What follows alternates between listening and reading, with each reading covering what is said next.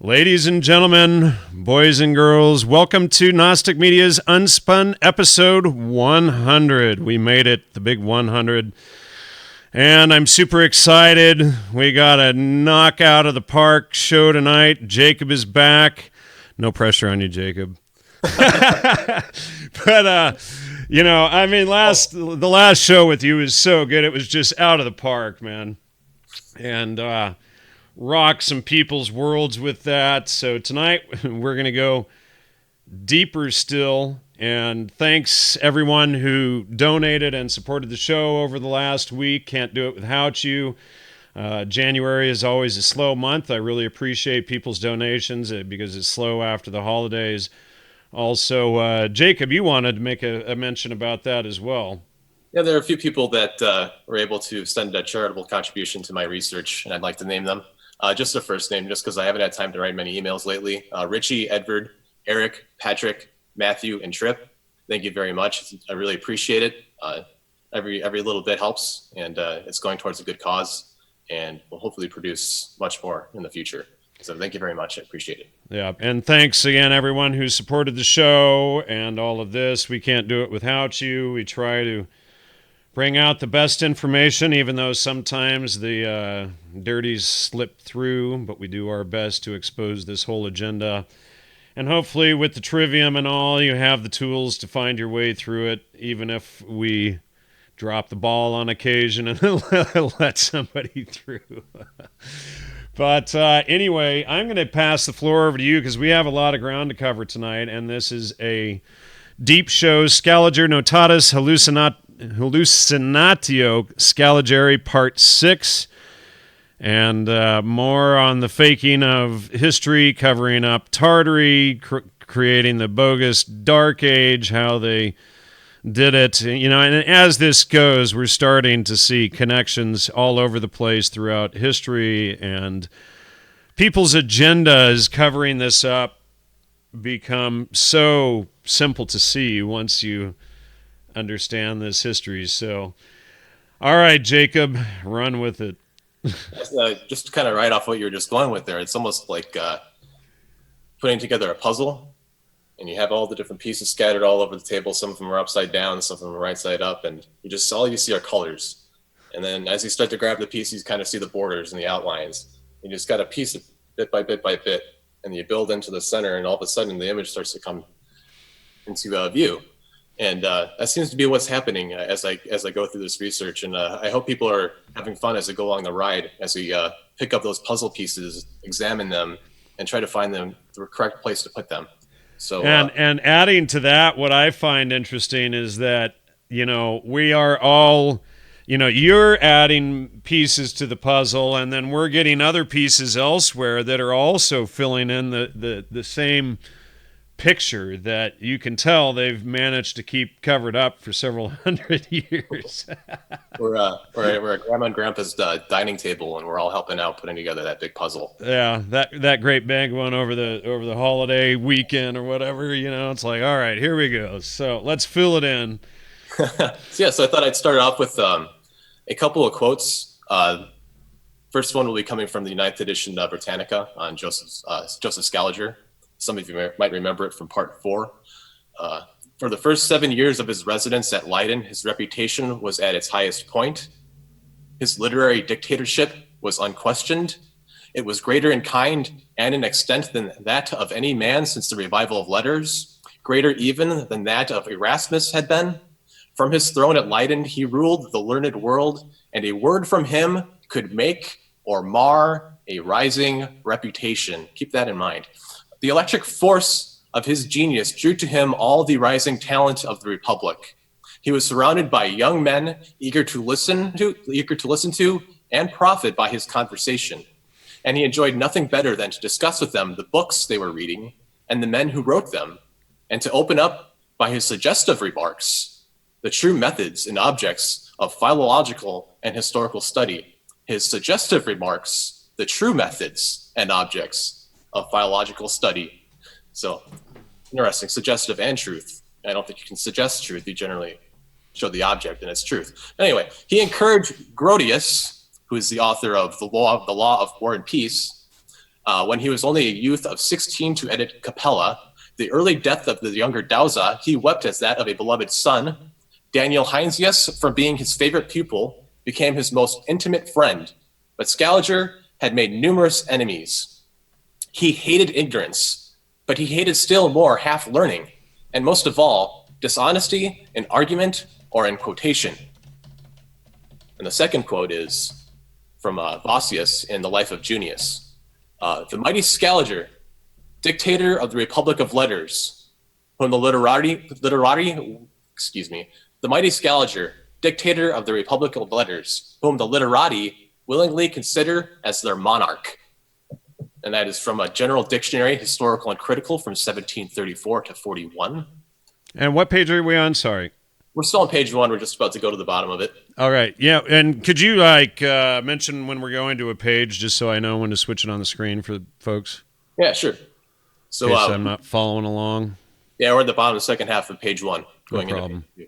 So we will begin tonight by continuing our look into Marcus Terentius Varro, whose chronology sits as the foundation of the Roman timeline and acts as a primary source used by Joseph Scaliger.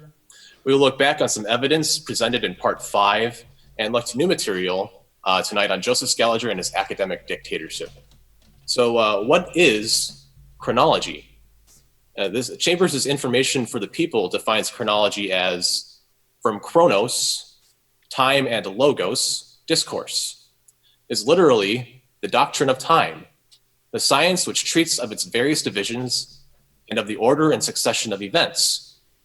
The chronologist has thus a threefold duty to perform, namely, to assign a measure to the interval which elapses between the recurrence of any natural event, to determine certain points or epochs from which to date occurrences, whether preceding or succeeding that epoch, and lastly, dating from any given epoch to arrange in due order all facts and phenomena which may be considered of importance.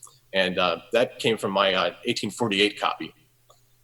Noah Webster, in his dictionary from 1828, defines chronology as the science of time, the method of measuring or computing time by regular divisions or periods according to the revolutions of the sun or moon, of ascertaining the true periods or years when past events or transactions took place, and arranging them in their proper order according to their dates. And here's a little quote that he has at the bottom of his entry. If history without chronology is dark and confused, chronology without history is dry and insipid. That's from Abiel Holmes, who is, interestingly enough, the father of Oliver Wendell Holmes Sr. and the grandfather of Oliver Wendell Holmes Jr. So now we kind of have a framework and a grounding of what chronology is and what we're going to be kind of investigating today. And this all starts with Varronian chronology as we study Joseph Scaliger. And it's important that we go to the primary first as far as where this all begins. So we start with Varro. So from the article Chronology from the 9th edition Britannica, we're going to take a look at that and see what exactly we are going to investigate. The most important of these systems in what we call ancient times were the Babylonian, the Greek, and the Roman. The Jews had no general era, properly so called. In the history of Babylonia, the fixed point from which time was reckoned was the era of Nebuchadnezzar, 747 BC. Among the Greeks, the reckoning was by Olympiads, the point of departure being the year in which Coroebus was victor in the Olympic Games, 776 BC. The Roman chronology started from the foundation of the city, the year of which, however, was variously given by different authors. The most generally adopted was that assigned by Varro, 753 BC. It is noteworthy how nearly these three great epochs approach each other, all lying near the middle of the 8th century BC. But it is to be remembered that the beginning of the era and its adoption and use as such are not the same thing, nor are they necessarily synchronous. Of the three ancient eras above spoken of, the earliest is that of the Olympiads, next of the foundation of Rome, and the latest the era of Nebuchadnezzar. But in order of adoption and actual usage, the last is first, that being Nebuchadnezzar. It is believed to have been in use from the year of its origin. It is not known when the Romans began to use their era. The Olympiads were not in current use until about the middle of the 3rd century BC, when Timaeus, as already mentioned, set the example of reckoning by them. Livy, in general, adheres to the epoch of Cato, though he sometimes follows that of Fabius Pictor. Cicero follows the account of Varro, which is also, in general, adopted by Pliny. Dionysius of Halicarnassus follows Cato. Modern chronologers, for the most part, adopt the account of Varro, which is supported by a passage of Censorinus, or it is stated that the 991st year of Rome commenced when the festival of the Palilia and the consulship of Ulpius and Pontianus, those are hard to pronounce. Now, the consulship corresponded with the 238th year of our era. Therefore, deducting 238 from 991, we have 753 to denote the era before Christ. The Palilia commenced on the 21st of April, and all the accounts agree in regarding that day as the epoch of the foundation of Rome. And again, that is chronology from the Encyclopedia Britannica 9th edition. So as we were kind of going through the study, one of the things that kind of interested us was the mathematician and historian Professor Anatoly Fomenko. And I thought what I'd do today was start to incorporate some of the passages from his work to kind of elucidate kind of where we're coming from as far as modern researchers looking at this history and why it is that we're looking into it. You know, and it's probably important to point out that Fomenko is probably one of the most viciously attacked scholars that I've ever seen out there. And the more I look at his research and check the citations, and you as well, the more we realize that the attacks against him are entirely unfounded, and that, you know, the real reason why that they're attacking him is more because they're afraid of this information getting out and taking hold, rather than him being a crackpot nutcase, as they want everybody to believe. It's like, you know, when I came out exposing Wasson and the entire field of ethnobotany and ethnomycology and all these nut jobs came out attacking me, and then we exposed the entire field out there, and you still have nut jobs running around trying to claim that McKenna wasn't an agent and stuff like that. You know, and you know, now today it's a given. We know the agenda. We can see it. You know, so it's clear why it's important to suppress Fomenko's work, because the ramifications of his work are huge. And then your research is based almost entirely independent from his. You didn't use really any of the same citations that I've seen. You did check a few of them, but you went way deeper in other directions, confirming it. And so when we go in an entirely different direction and find the same things for confirmation, it's more evidence that he's correct. And you know what we're beginning to see, this puzzle picture that we were talking about at the start of the show, what's beginning to come clear is that it's Tartary and what happened to Tartary and the breakup of the quote-unquote 12 tribes or the 12 hordes, and how they all went their different directions, and then how the Theosophists et al., from Scaliger, Theosophists, on to, you know, modern-day Judases, you have this whole cover-up of the, you know, the 12 tribes, Tartary, what the books of the 12 tribes were, how many books there were, all of this stuff. And, you know, the picture is becoming more and more clear as we go. And we haven't even really began to even discuss, you know, some of this stuff yet, you know. I mean, it's like we're just barely scraping the surface, folks. Yeah, well, in the study of history, it's a vast ocean of information that's out there. And you just kind of lay your net out there and you try to pull as much information as you can in there and make sense out of it. And you have to try to find the logical conclusions as to where they go and make sure it's valid. Yeah, you know, and the trivium is absolutely essential in researching this stuff, because then, you know, once you become fluid with the trivium, it really shows you where to look and who's lying, what lie they used. And then once you understand these things, then it's a simple matter of reverse engineering the lie.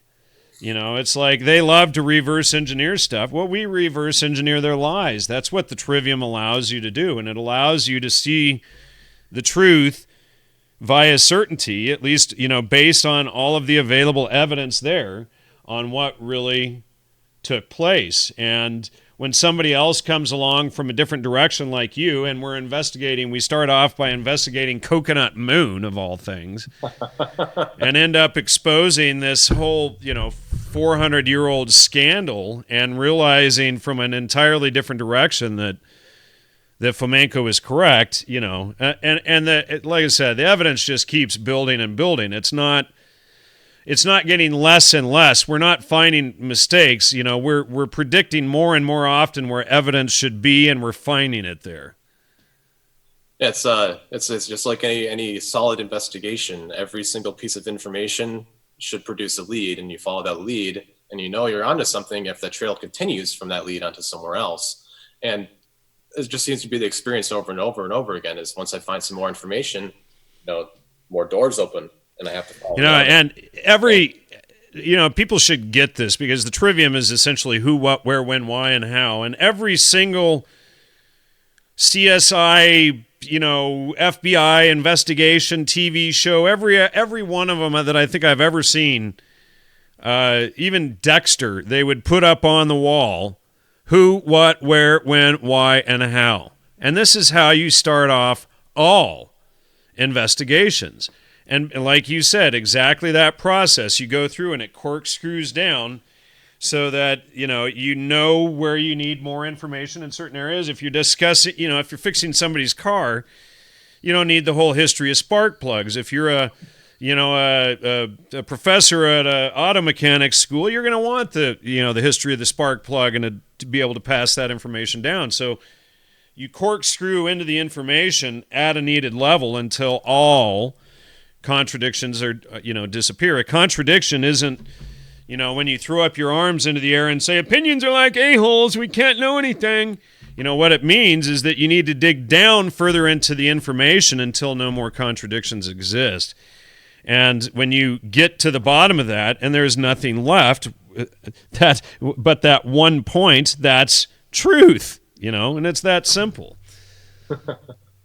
That's a good point. Yeah, I think that kind of gives a little foundation for where we're coming from and where we're going to be going tonight. So let's go back to Professor Fomenko. So this is Professor Fomenko on Varro and the Foundation Stones of Chronology, and he titles this "The Ancient Count of Years from the Foundation of the City ab Urbe Condita." This chronology is presumed originated around 753 BC, but then we are told that this date was established by Varro, a Roman in the 1st century, which allegedly postdates the foundation of Rome in Italy, according to the Scaligerian chronology. The count of years, quote, from the foundation of the city, end quote, ends in the alleged 3rd century AD, namely in the decade of 250 to 260 AD. The time of civil wars in Rome, or the middle of the alleged 3rd century AD, excuse me, that kind of came out disjointed. AD Blair reports most of the chronicles start counting years from the foundation of Rome. We recall that the Scaligerian identification of the, quote, city as the Italian Rome founded in the alleged year 753 BC is only a hypothesis. It is noteworthy that the count of years, quote, from the foundation of the city, end quote, in Scaligerian chronology comes to an end just at the junction of 2 duplicate empires, the Second Roman Empire and the Third Roman Empire. Now, there's a lot of information there that people probably would like us to dive in and go a lot further into, but those are dedicated shows in and of themselves. But it just gives us a little bit of an idea of where we're coming from with Varro and the foundation of the city of Rome. Let me interject right here and just explain what a duplicate empire is for those who may not understand the concept, because what Fomenko discovered, and this is, when you realize how simple it is to fake chronology, and you have all of these Saturn worshippers that Saturn, Father Time, Kronos worship, then you get the gag. But so in duplicate empires, what you have, let's say, is these scribes at a certain period, let's say it's the 1600s, and they'll take a story of their own king and, just pick some local, kingdom in Europe at the time, and they write down a true history of what it is, and then they change the name of the king, and maybe they change the city, and a few of the, they might change the order of things around or something. And then what they'll do is they throw that back into history at intervals of 333, 1052, or 1800 years. And so then what happens is when you plug the information into a computer database and you use, say, 35 data points, like these specific things happen, the computer goes through and it looks for, okay, a volcano happened and there was a king who stubbed his toe on a Friday and, a princess who did this, and you put all of these points in the database, and what happens is it reveals duplicate empires and epics that, one of them is the real one, and then the scribes changed and altered to fill in this black hole, this dark age that, excuse the pun, they're always with these dark sex jokes, the dark hole, the big bang in the black hole, the dark ages, this kind of stuff. So they fill in this dark age with these fake copy epics and kingdoms and empires, etc. So this is how they're duplicated and covered up. Sorry, go ahead. I just thought that would be good for people to understand. Yeah, that's a good introduction, I suppose, to how Professor Fomenko analyzes it, because he does take statistics and information and has a lot of graphs and charts and shows how they overlap, and it's pretty interesting and worthy of a lot of study. And to Professor Fomenko's credit, he's got 30, and this is the Russian professor of mathematics at Moscow State University. He's got 30 books in English covering this topic and nearly 100 in Russian covering it. So, it's a vast, vast subject. It's prolific. It's quite extraordinary how much he's put together with he and his I'm always amused at these clowns that, dismiss his whole body of work by a single paragraph or ridiculing it when they haven't read it, and then they'll like cite the Loeb classics or something as like evidence that hey, look at these classics funded by the banking families who created the fraud as evidence that the fraud didn't happen. Yeah, you really need to go to the source instead of watching YouTube documentaries and third-hand sources and never actually reading the actual book. Yeah. That's just lazy pseudo-intellectualism at that point, Well, it's captious and fallacious reasoning, but as Noah Webster would have called it, yes. So let's look at a more broader general look now at Varro and look at how Wikipedia likes to present this information, because it's quite interesting who they source for it.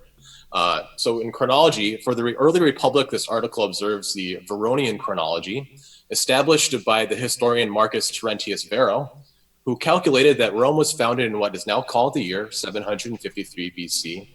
The founding of the city was traditionally observed on the Palila, a festival occurring on April 21st. This becoming the year 1 ad urbe condita, or AUC. The Republic was established in 245 AUC, or 509 BC. Although other ancient historians gave different years, Varro's chronology was the most widely accepted. It was used in the Fasti Capitolini, and its use by Censorinus brought it to the attention of Joseph Scaliger, who helped popularize its use in modern times. And there's 2 footnotes there, 11 and 12. And footnote 11 is from Anthony Grafton. What page are we on? Sorry, I'm not... We're 3 going into 4. Okay. So footnote 11 is from Anthony Grafton, fellow of the British Academy, and Noel Swerdlow in their Technical Chronology and Astrological History in Varro, Censorinus, and others from the Classical Quarterly. So it's just interesting that, as we're looking at this, we go back and we see that Joseph Scaliger is associated with the Fasti Capitolini, and it's Anthony Grafton who helps us out once again with a nugget of information. And we'll start to look at that and try to verify that a little bit further back with our sources. So, as mentioned earlier on the use of the Fasti for the chronological dating of Rome, we see that Joseph Scaliger's chronology is associated with this piece. During his travels of nearly 30 years, decades in which little is known about Scaliger and his travel companion, who was de la Roche-Posay, Louis Chastanier de la Roche-Posay. It's a tough one to say. It's a tough guy to figure out too, and get more information on. Started digging into him, but a lot of this info is in French. Some people have reached out to me about it, but I haven't had time to really organize and get those ideas out to them. So please, thank you for your interest. Hey, I've had help from the French in the past where they actually went to the French National Museum and dug up rare documents and, published academic journals and stuff for me to expose another fraud that Wasson had committed, That's absolutely incredible. Yeah. It's cool to know there's people out there that do that. That's really... Yeah, well, it's like, when you do this, it's, somebody on the other side of the planet will be happy to help you out.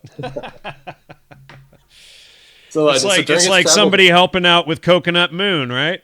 Yeah. Look at that, right across the United States. Right, there you go. All right, go ahead. America's heartland. So during his travels of nearly 30 years, decades in which little's known about Scaliger and his travel companion, he spent his time scouring libraries and searching the landscape for supposed ancient inscriptions. We go into further detail on his work with inscriptions later on in this presentation. So the Fasti Consulares, this is from Wikipedia, were official chronicles in which years were denoted by the respective consuls and other magistrates, often with the principal events that happened during their consulates, but sometimes not.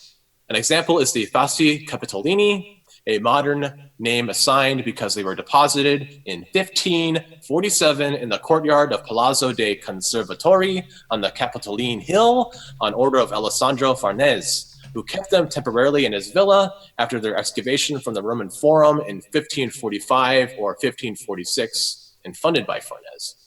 Michelangelo, who designed the complex of 3 palaces on the hill, also restored the tables of the Fasti. Now, we'll remember this information from the last episode, but it's important to go over this as we continue to build upon the information.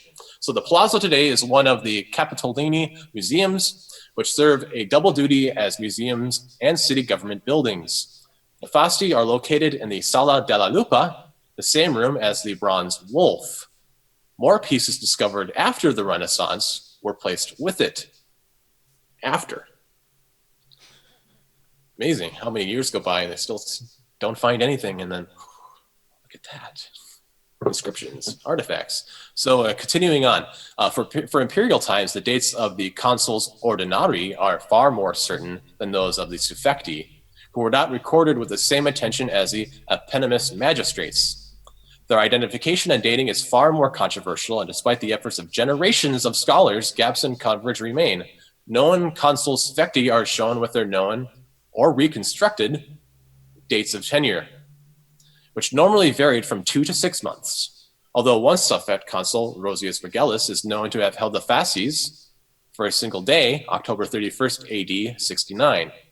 Where neither consul is known or inferred for a portion of the year, their names are omitted for convenience. If one consul can be named, but his colleague is unknown, the unnamed colleague is listed as ignotus. So now we're kind of looking here, we're seeing that Joseph Scaliger was involved with these inscriptions and was basing a lot of his chronology off of the Fasti Capitolini, which Michelangelo forged, reconstructed. And, he's a Medici disciple.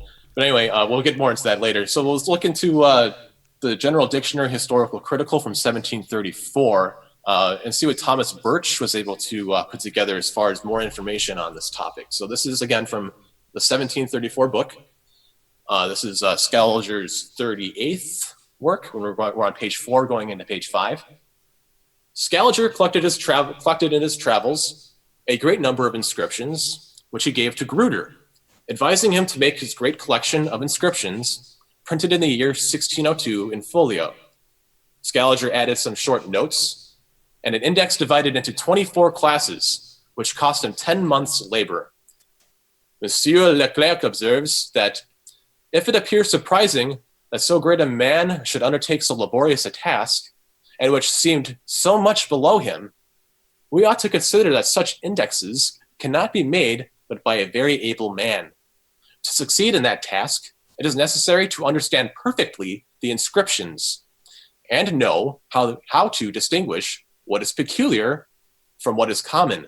Pay attention, and sometimes to illustrate them by some remarks and explain the sense not only of words, of which there remain but one or two syllables, but even of single letters.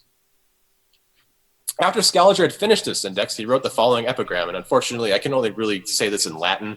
I haven't been able to thoroughly translate it in English yet, but it's Sequem dura manet sentenential judicis olim damnatum erumnis supplicisque caput, huc neque fabrilli lasent ergastula massa, nec rigides vexit fossa mentala manus, lexica contexat, nam cetera quid moror.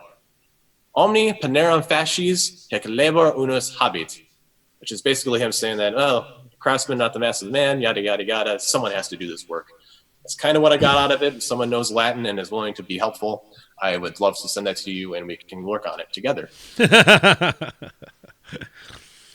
So let's go a little deeper into Grüger. I decided to go and look him up inside the dictionary and see if Thomas Birch had written an article about him, or maybe if we went even further back to the original, which is this English translation is sourced from, which is from Pierre Bayle's Le Dictionnaire historique et critique, which was printed, I believe, at the end of the 1600s into the early 1700s, which is basically a critical dictionary criticizing Morière's dictionary, which came out just before his, of which he was very critical of all the blunders and mistakes and errors he found throughout. And he decided to make a massive dictionary, which I can't comprehend how one man could ever do on his own. It's absolutely fascinating how well read and how many notes are in there. So Scaliger drew up the indexes to Janus Gruterus's Corpus Inscriptionum. Now that's what we were just discussing up above there. This is from the article by Pierre Bayle. So under the footnote E, one of the most useful works published by him, that's Gruterus, is a large collection of inscriptions.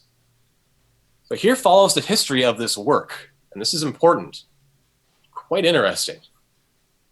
Martin Smidius, a native of Bruges, spent 6 years in traveling through every part of Italy in order to collect inscriptions, and having added them to those which were communicated to him by some learned men, he digested them in very good order. Marcus Laurinus, Lord of Watervliet, a great lover of antiquity, desired from him a copy of those inscriptions, promising to reward him in a proper manner for his pains. Whilst Smidius was engaged in this work, his house was set on fire, which consumed all his furniture, as also his inscriptions.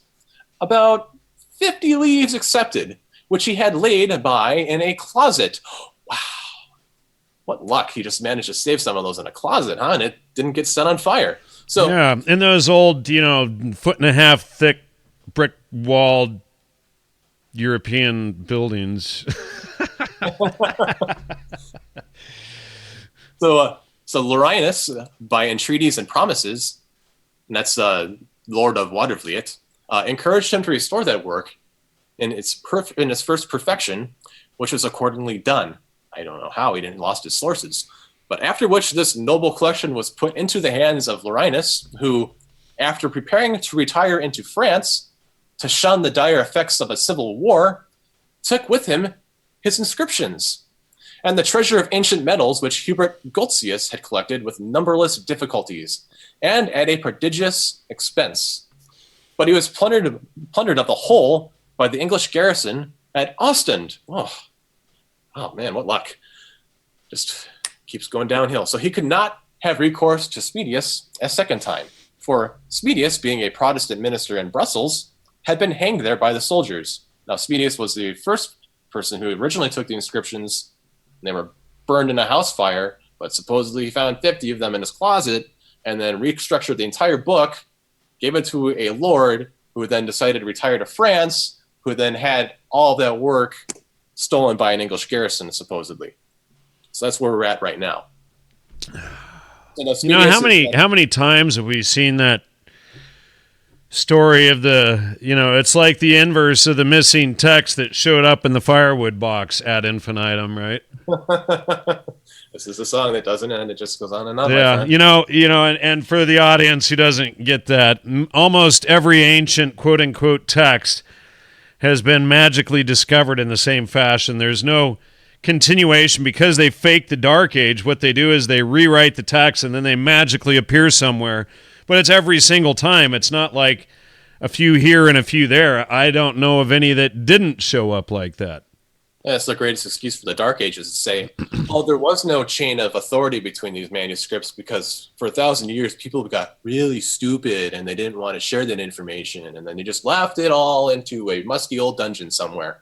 And then, 1,000 years later it's found, and they're not forgeries. No, not at all of Europe were dumb as rocks for a whole 1,000 years. That's what they want you to believe. Yeah. Not interested in anything, just sitting in their dung hills. It's like, yeah, well, there's a black hole, so that's evidence.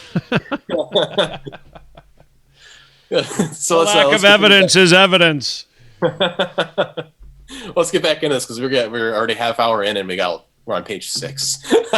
So go for it.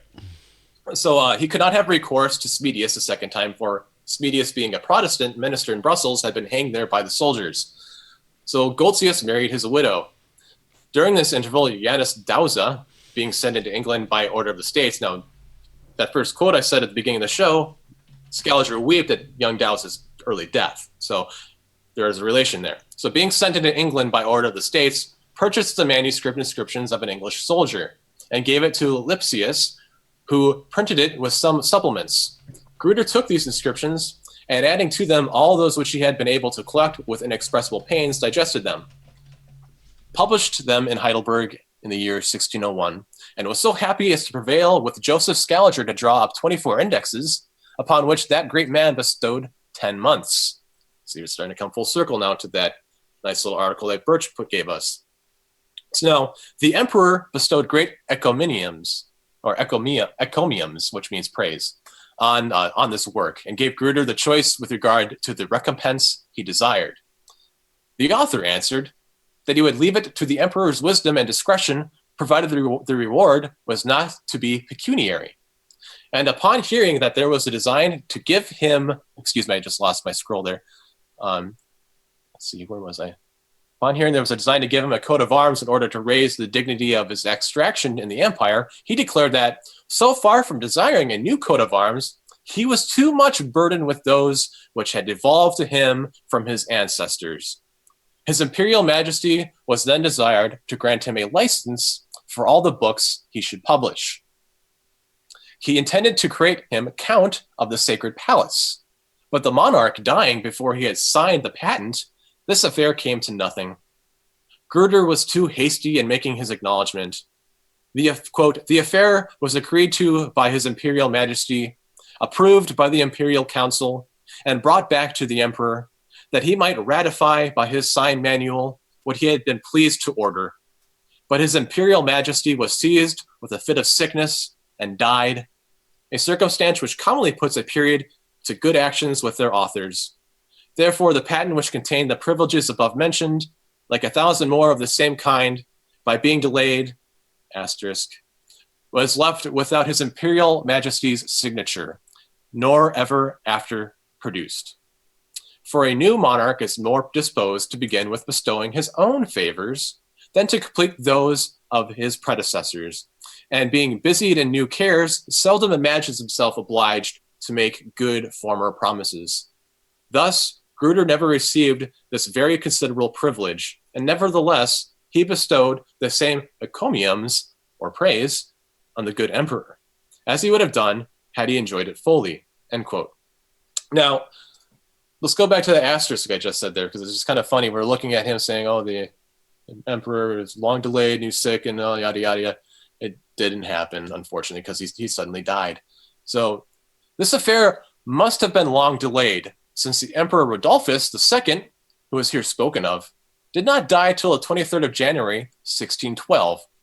That is, 11 years after the publication of Gruder's book. So he was so long delayed with sickness for 11 years that he didn't get that, count of the Sacred Palace. Is that the, yeah, count, he didn't get to become Count of the Sacred Palace because for 11 years the emperor was sick. So that's the history of those manuscripts, Gruder's inscriptions with Scaliger, all based off of, well, burned manuscripts that don't exist anymore. Supposedly 50 of them which had survived, and then all of it reconstructed by a man who then sells it to a lord who then takes it to France, gets stopped by an English garrison. The garrison takes his work, and then the originator of the articles is hung, so they cannot be remade. And then, later on, Janus Dowza goes to England, supposedly finds some inscriptions, and we're supposed to relate these inscriptions from a soldier back over to all this work. And then he works with Joseph Scaliger and Gruterus to make these inscriptions, which we now see as being part of the history we now have. So that's how we verify a lot of the data we have there, by burned and non-existent sources. Thank you, Gruter. Appreciate that. Beautiful. So that was from Pierre Bayle, who did a remarkable job in exposing quite a big lie. Doesn't quite say it directly, though. It's up to the reader to kind of read it and see it, which is pretty explicitly said just with the data itself. So to see, prior to focusing on Gruder and Scaliger, an article for the Fasci Capitolini, which we were just talking about, the source under footnote 11 for Scaliger's place in this history is none other than the modern-day classical scholar and Scaliger expert, Anthony Grafton, fellow of the British Academy, a man, lest we forget our lesson from part 5, is linked to the Warburg Institute. It is here that the Journal of the Warburg and Courtauld Institutes publishes their journal. And if people are wondering what that journal is, the Journal of the Warburg and Courtauld Institutes publishes new research of a documentary and analytical character in the field of cultural and intellectual history. The subject matter includes art and architecture, religion, philosophy, science, and literature, as well as intellectual, political, and social life. So basically the broad spectrum of humanities. The journal was founded in 1937 as one of the first publishing projects of the Warburg Institute following its arrival in London, thanks to the help of the Courtauld Institute to bring them over. It was intended as an interdisciplinary forum, more extensive in scope and varied in content than the Vortrage previously published by the Kulturwissenschaftliche Bibliothek in Warburg, Warburg in Hamburg. That's an easy short word there. Yeah, Kulturwissenschaftliche. That's a fun word. Look at that. I used to speak German a long time ago, but it's not as strong as it used to be. Yeah. Unfortunately. You have to continually speak with people to keep that fresh. So referring back to that citation from part 5, Anthony Grafton writes of Varro in his book, The Footnote. Such scholars, traditionally known as antiquaries, attacked an immense range of subjects. They tried to establish the precise dates on which major historical events had happened. They reconstructed the religious practices and political institutions, public rituals, and private lives of their ancestors. Men like Varro, who wrote on the life of the Roman people he belonged to, were the intellectual ancestors of those legendary, broad-gauged social and cultural historians who flourished in the 20th century Strasbourg and Paris, Mont Blanc and Lucien Febvre. It's not easy to say what ancient antiquarian books looked like, since very little of this learned literature has survived, except in the form of quotations or epitomes. But it seems almost certain that it included not only coherent texts, but also considerable amounts of primary source material, because primary source material comes in quotes and epitomes, and not from the source itself. That comes from secondary sources, tertiary sources. That's anyway. So the antiquarian, if you use tertiary sources, that's like, some people think that's like better. You don't want to, check the primary sources and see if it's like the claims are actually substantiated. What's that? Yeah. You check the authority of the authority. Right. Yeah. Ad veracundium. That's always the way you want to go. You don't want to look at the primary citations. You want to appeal to authority. First you follow that a priori fallacy, and then you follow that up by solidifying it on appealing to an authority that supports that a priori fallacy. And there you go. So the antiquarian genre sprouted new buds in the 14th and 15th centuries and bloomed outrageously in the 16th and 17th. Scholars scoured the cities and countryside of Europe for Greek and Roman inscriptions, which they assembled in notebooks and, from the early 16th century on, published in more or less faithfully printed collections. More or less faithfully printed collections. Just hide those little nuggets right in there, you know?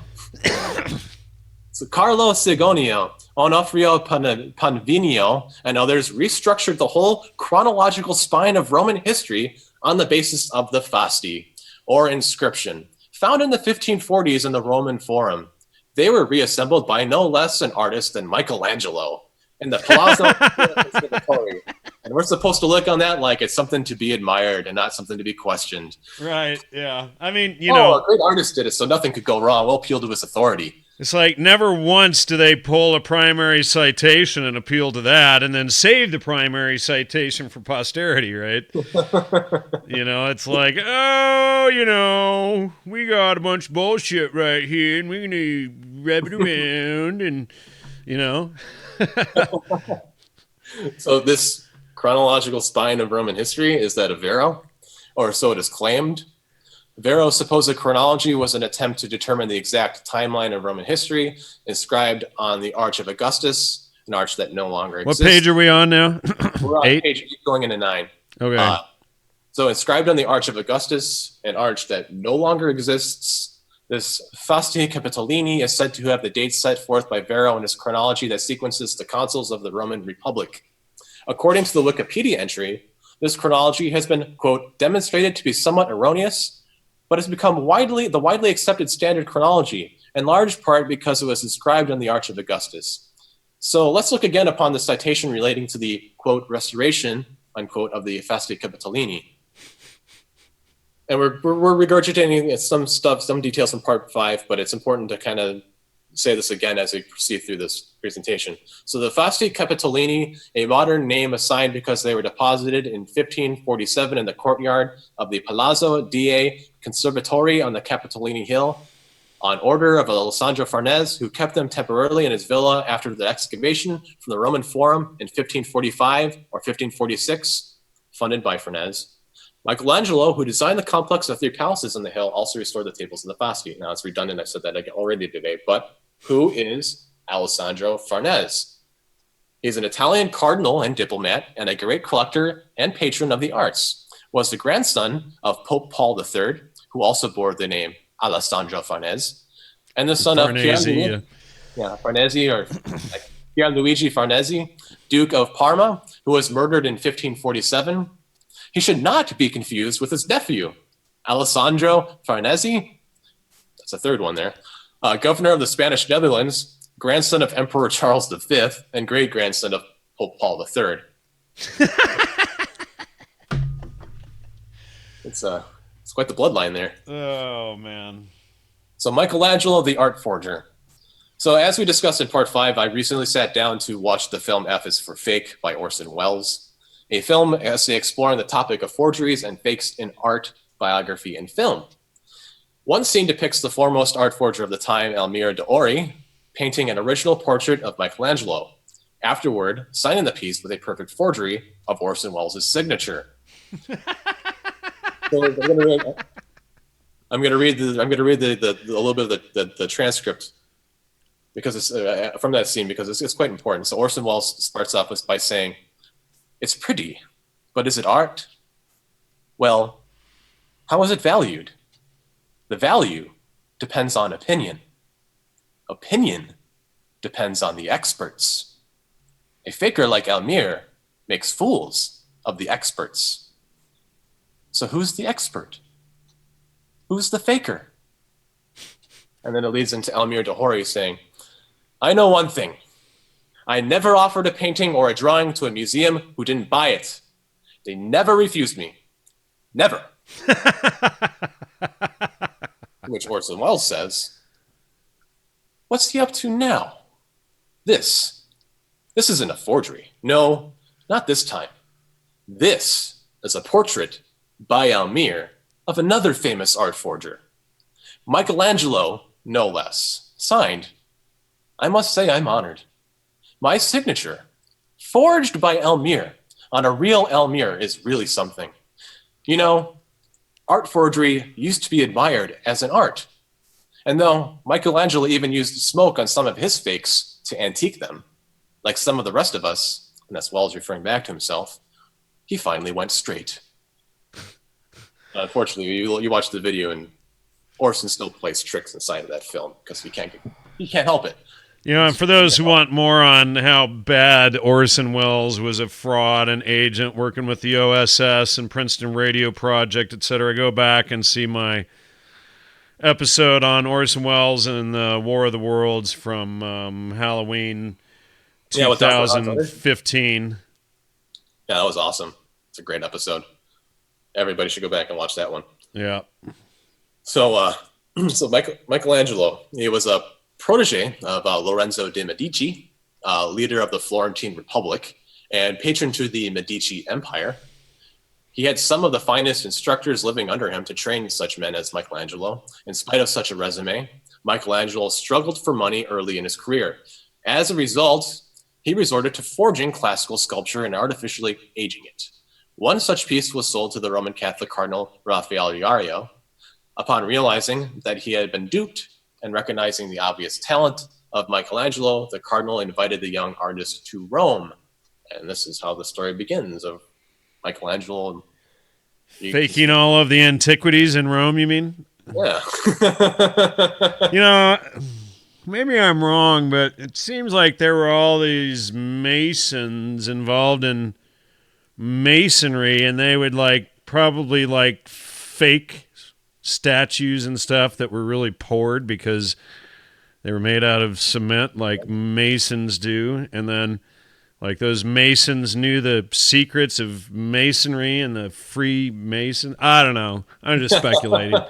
Yeah, it's almost like it would explain all the Disneyland rocks at Angkor Wat and at Stonehenge and, Machu Picchu and all the other phony baloney they feed everybody, right? All the fake spiritual, New Age spiritual sites that were created lock, stock, and barrel in the 1940s and 50s. And then with that, the whole psychedelic drug movements that we kind of linked into last episode as well that lead into your research and all this. Just keeps on going. It's like, builders, they're Dionysian artificers. Pretty soon you have Daniel Pinchbeck doing 2012 New Age rituals at the Maya pyramids.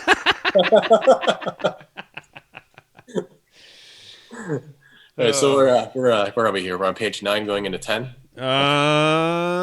Yes, sir. All right, we're almost halfway. So buckle up, ladies and gentlemen. Now that we've kind of made the setup here of Varronian chronology and a lot of the foundations of where Scaliger is starting to get his ideas of ancient history from forged inscriptions and, Varronian chronology. That's basically what we're seeing here, forged inscriptions and a forged fasti. That's what I wanted to say, a forged fasti. So let's look into Joseph's chronology. So his first book on this was Opus de Emendatione Temporum, which was printed in Paris in 1583. The last edition of is the best, which is Tertia Editio ex Auctoris Manuscripto Auctior and Castigatior. I hope I didn't release some demons by saying that.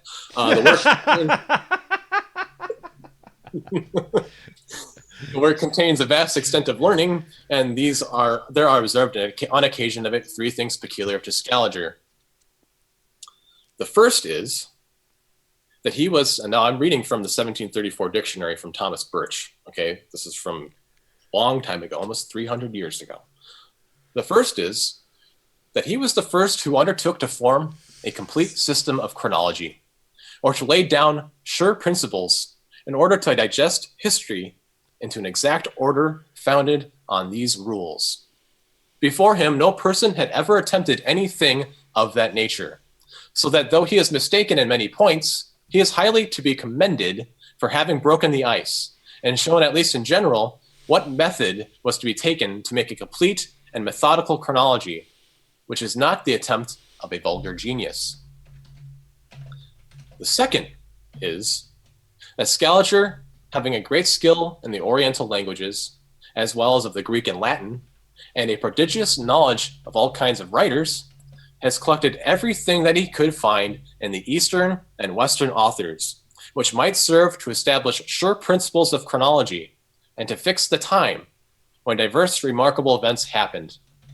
Though from this astonishing heap of materials collected from different authors, Scaliger had not formed any regular edifice. Yet it must be owned that the world had great obligations to him for collecting them. And I believe now they're probably all sitting in the University of Leiden, where his protege, Daniel Heidenzius, at one time was the head librarian. And I have some interesting tales of him not letting people in that library to read certain books.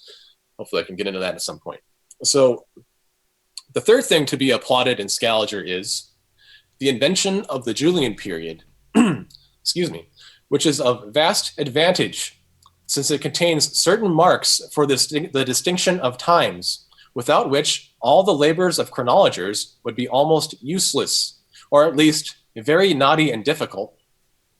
He was so prejudiced in favor of this work that he imagined he had carried chronology to so high a degree of perfection that his determinations would be irreversible. But the sciences do not arrive at perfection all at once. And Petavius the Jesuit, in his book De Doctrina Temporum, has discovered many faults in his work. He pretends that the whole doctrine of Scaliger is false and full of contradictions. When Scaliger, says he, first published his book De Emendatione Temporum, the vast extent of learning throughout that work, the incredible variety of things but little known, of which he treats, the novelty of the subject, and the decisive manner in which he speaks, raised him a prodigious reputation. And as it was not easy to examine his doctrine, the public chose rather to think it well grounded than to undertake difficult examination of it. Now let's read that again. In which he speaks, he raised him to a prodigious reputation. And as it was not easy to examine his doctrine, the public chose, rather to think it well grounded than to undertake difficult examination of it. Now, what does that say to you?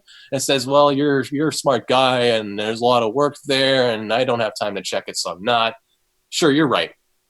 That's how the general public that's how they receive that. So, but returning back to this. However, the same author, publishing a new edition of that work 15 years after, these in 1598, made an infinite number of alterations in it, and often maintained the direct contrary of what he had done in the first edition.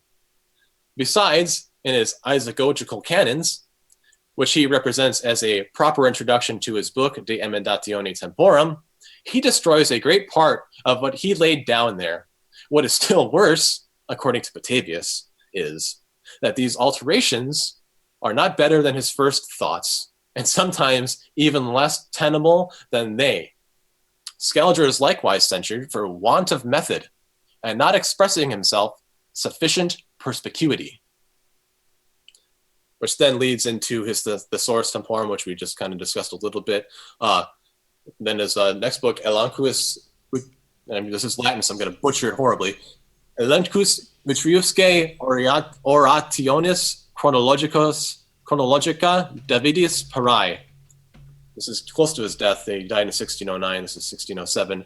And this is hilarious. So Dave Perius, professor of divinity at Heidelberg, having found something to censure in the chronological calculations of Scaliger, raised the resentment of our author, who could not bear contradiction, and who published this answer, in which he treats Perseus with so much contempt that the latter, imputing this severe way of writing to the study of critical learning, and so much in fashion, told his son one day that the devil was undoubtedly the author of that kind of learning. So Scaliger's trash talking was so severe that he decided to use his sophistic rhetoric in his classes for critical learning, and then told his son one day that the devil was undoubtedly the author of that kind of learning. see this guy over here talking trash and lying all the time and spinning and all that stuff? That devil made that man. Yeah, I mean, well, from the perspective of logos, that's obviously true, right? It Because follows. yeah, exactly. But you have to understand logos to understand that point. That yeah, If you can't handle the truth, you probably shouldn't be trying to work in that field. You're gonna be contradicted from time to time. As a scholar, you need to be able to accept that when it happens, and find that there's probably room to grow from that and learn more. So, not always a bad thing. there's not too many real scholars out there, though. Most of them are blowing smoke up people's rear ends. I love the whole fields of archaeology and anthropology and ethnobotany. I mean, these fields are mostly just filled with hacks and frauds. Yeah, I was thinking the other day about, and if I were back in university and I decided to become a history major, how infuriated I would be, because I would want to sit there and check all the sources and go back. And all I would be doing is being rushed to read these, secondary books, and then accept the authority of the authors because supposedly they were all checked, and then write my papers based off of that instead of always going back to the primary. It'd be really frustrating. I'd be spending a lot of time in the library angering my professors. So it'd be fun in some ways, I guess. You could write the anti-paper. So what page are we on? we're on page 11. So now we kind of set up Scaliger's chronology. We're going to look into some specifics about how we look at the ancient past and some of the blunders that Scaliger associates with this. This one specifically, we're going to be going into story time now. We're going to be going through a lot of citations and really kind of understanding the issue that we're experiencing now as we look at where our history is coming from. So Joseph Scaliger falsely supposes that Euripides and Plato went into Egypt together. And this is from an article by Pierre Bayle on Euripides. And I'm going to start off with just a very light painting of the canvas to give you an idea of who Euripides is. And then from that, I'm going to follow into the really good stuff, the citations in the footnotes. So Euripides, one of the Greek poets who excelled in tragedy, was born the first year of the 75th Olympiad in the island of Salamis, whither his parents were retired. A little before Xerxes entered Attica. There is a dispute concerning their quality or condition, some declaring them to have been of a noble and others of a plebeian family. Because, hey, he's either really poor or he's a noble family, Who knows? But this guy's a great man, a great poet, but we don't know his history. But some people think he was rich, some people think he was poor. All right, fine. So this great poet was near 75 when he left the world. The circumstances of his death are variously related, which is interesting. So we don't really know how he died. He never was with Plato in Egypt, notwithstanding the assertion of Tanaquil Faber. And if you remember from part 5, Faber is the Latin root for artisan, craftsman, architect, creator, maker, artificer, forger, and smith. I can't hear you. It's completely silent. It looks like we lost signal for a second. It looks like it's back. But yeah, we dropped signal for a second. Sorry, I just wanted to pause you, but go ahead. Just go back like 20 seconds or 15 seconds. Well, should I just? I could just go right over into Euripides again. All right. In case people missed it. All right. Yeah, we're not sure exactly what was cut off, so just go ahead and repeat that. Sorry. All right. So I'm going to paint a canvas of Euripides to give an idea of who he is before we jump into the good stuff in the footnotes. So Joseph Scaliger falsely supposes that Euripides and Plato went into Egypt together. So Euripides, one of the Greek poets who excelled in tragedy, was born the first year of the 75th Olympiad in the island of Salamis, whither his parents were retired a little before Xerxes entered Attica. There is a dispute concerning their quality or condition, some declaring them to have been of a noble and others of a plebeian family. So we're seeing a dispute already in his life. Only a couple sentences in, we don't know if he comes from a noble family or from a poor family, which is a huge contradiction. Which is it? Unfortunately, we don't know, but we're supposed to ride on with it and just go with it. Okay, go with it. So this great poet was near 75 when he left the world. The circumstances of his death are variously related, i.e., we don't really know how he died. So he never was with Plato in Egypt, notwithstanding the assertion of tanquil faber. And if we remember from Scaliger Part 5, faber is the Latin word for artisan, craftsman, architect, creator, maker, artificer, forger, and smith. Forger. There are now extant but 20 tragedies writ by him, though he had composed 92.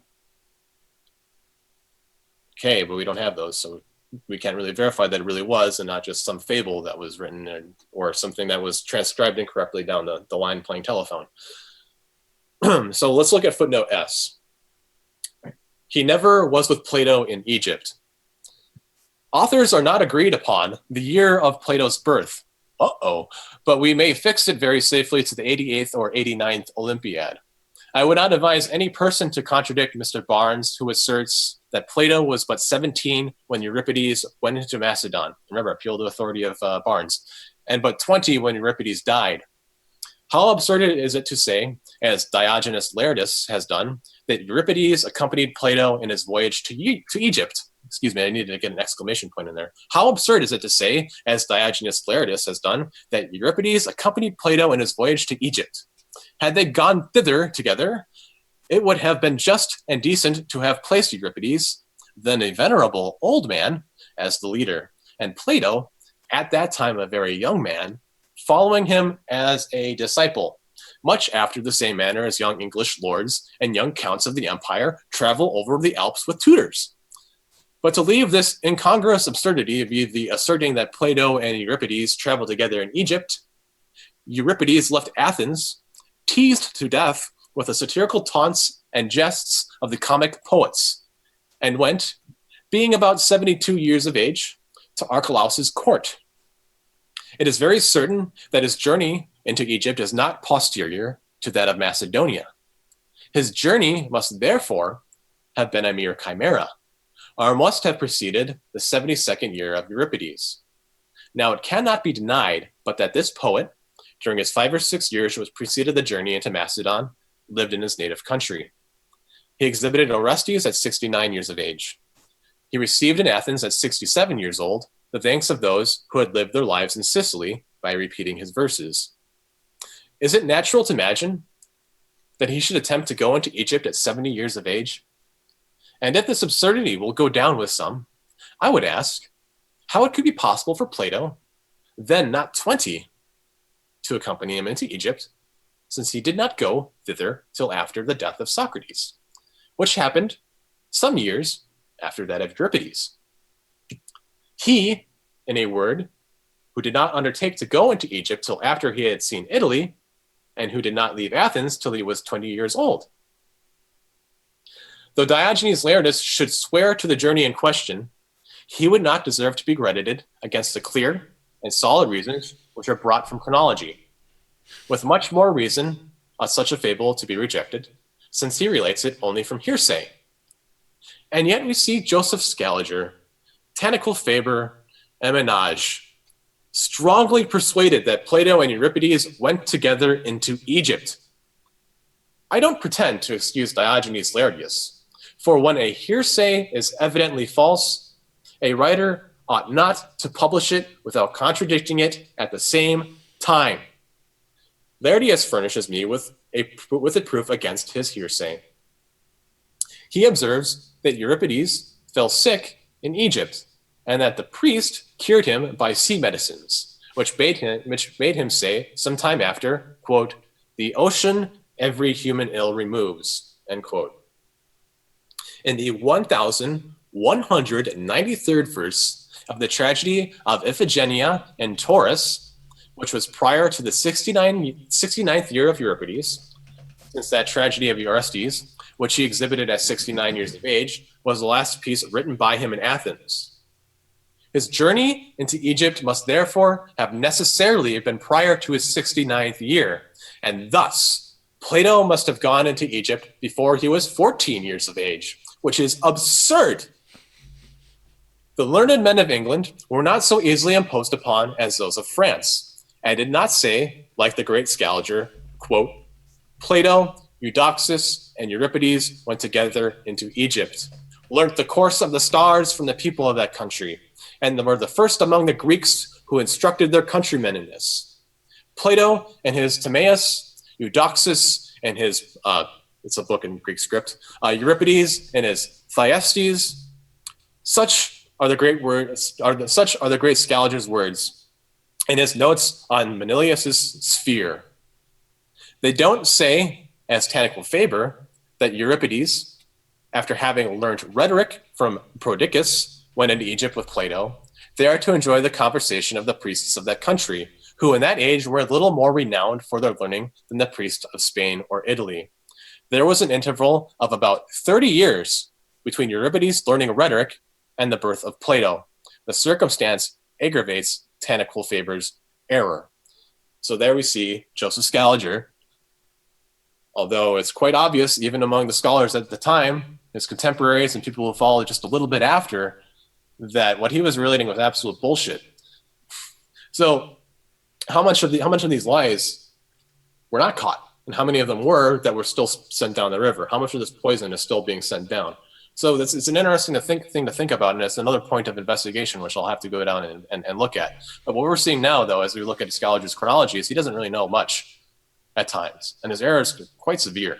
And not only that, but a lot of the history, especially the further back we go in ancient history, some people don't agree on what exactly happened. So if people don't agree on these circumstances, why do we always propose them as truths? Right. Why rest so much on Scaliger's chronology? Unless there's an agenda, because all other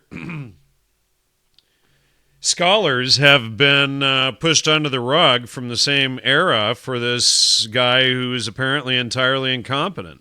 He's either a complete fraud or he's so incompetent that he would be an utter laughingstock.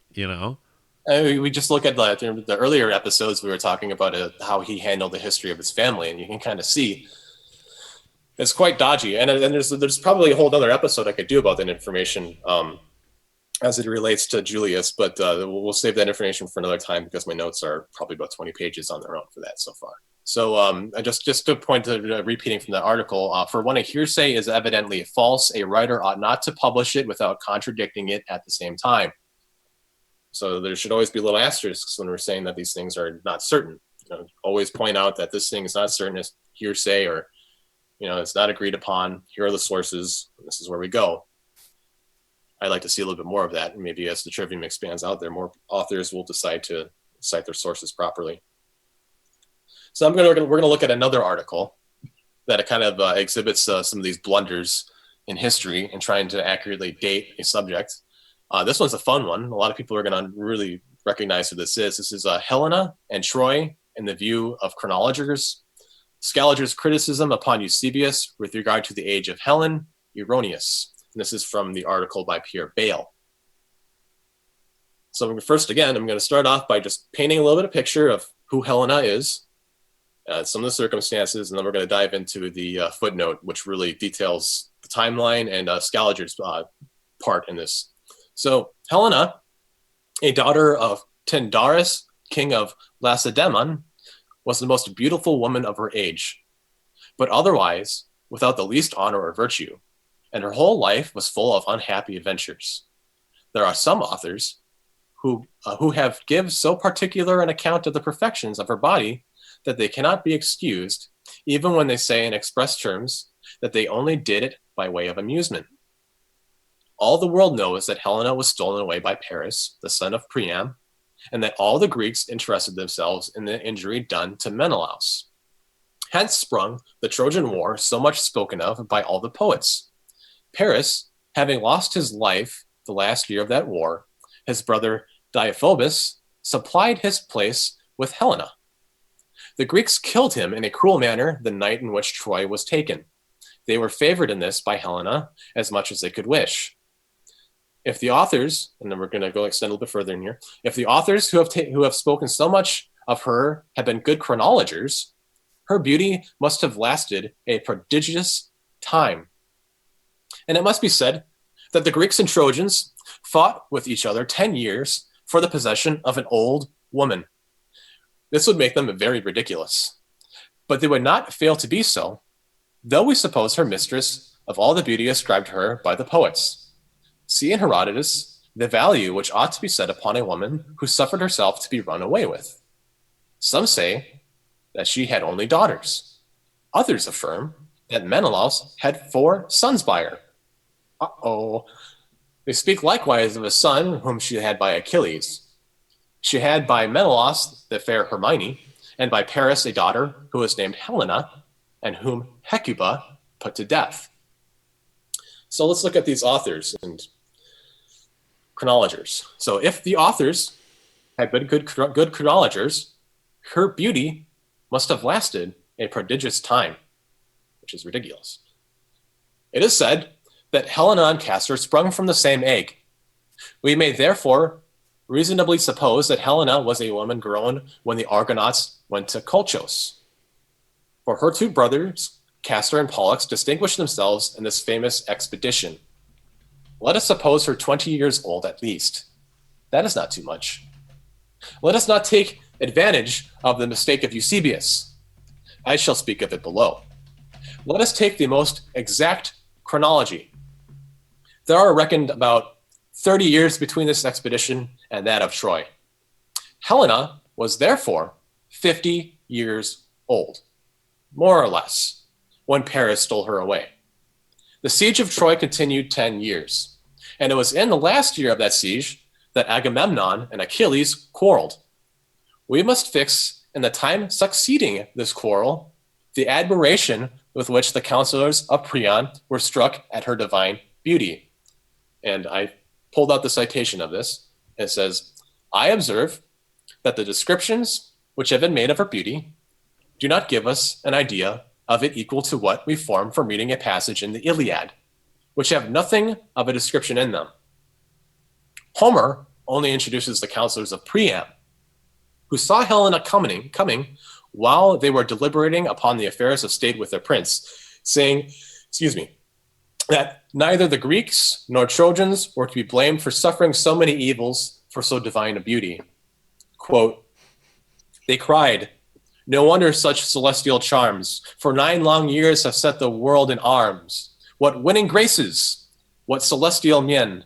She moves a goddess and she walks a queen. And that's a translation by Pope.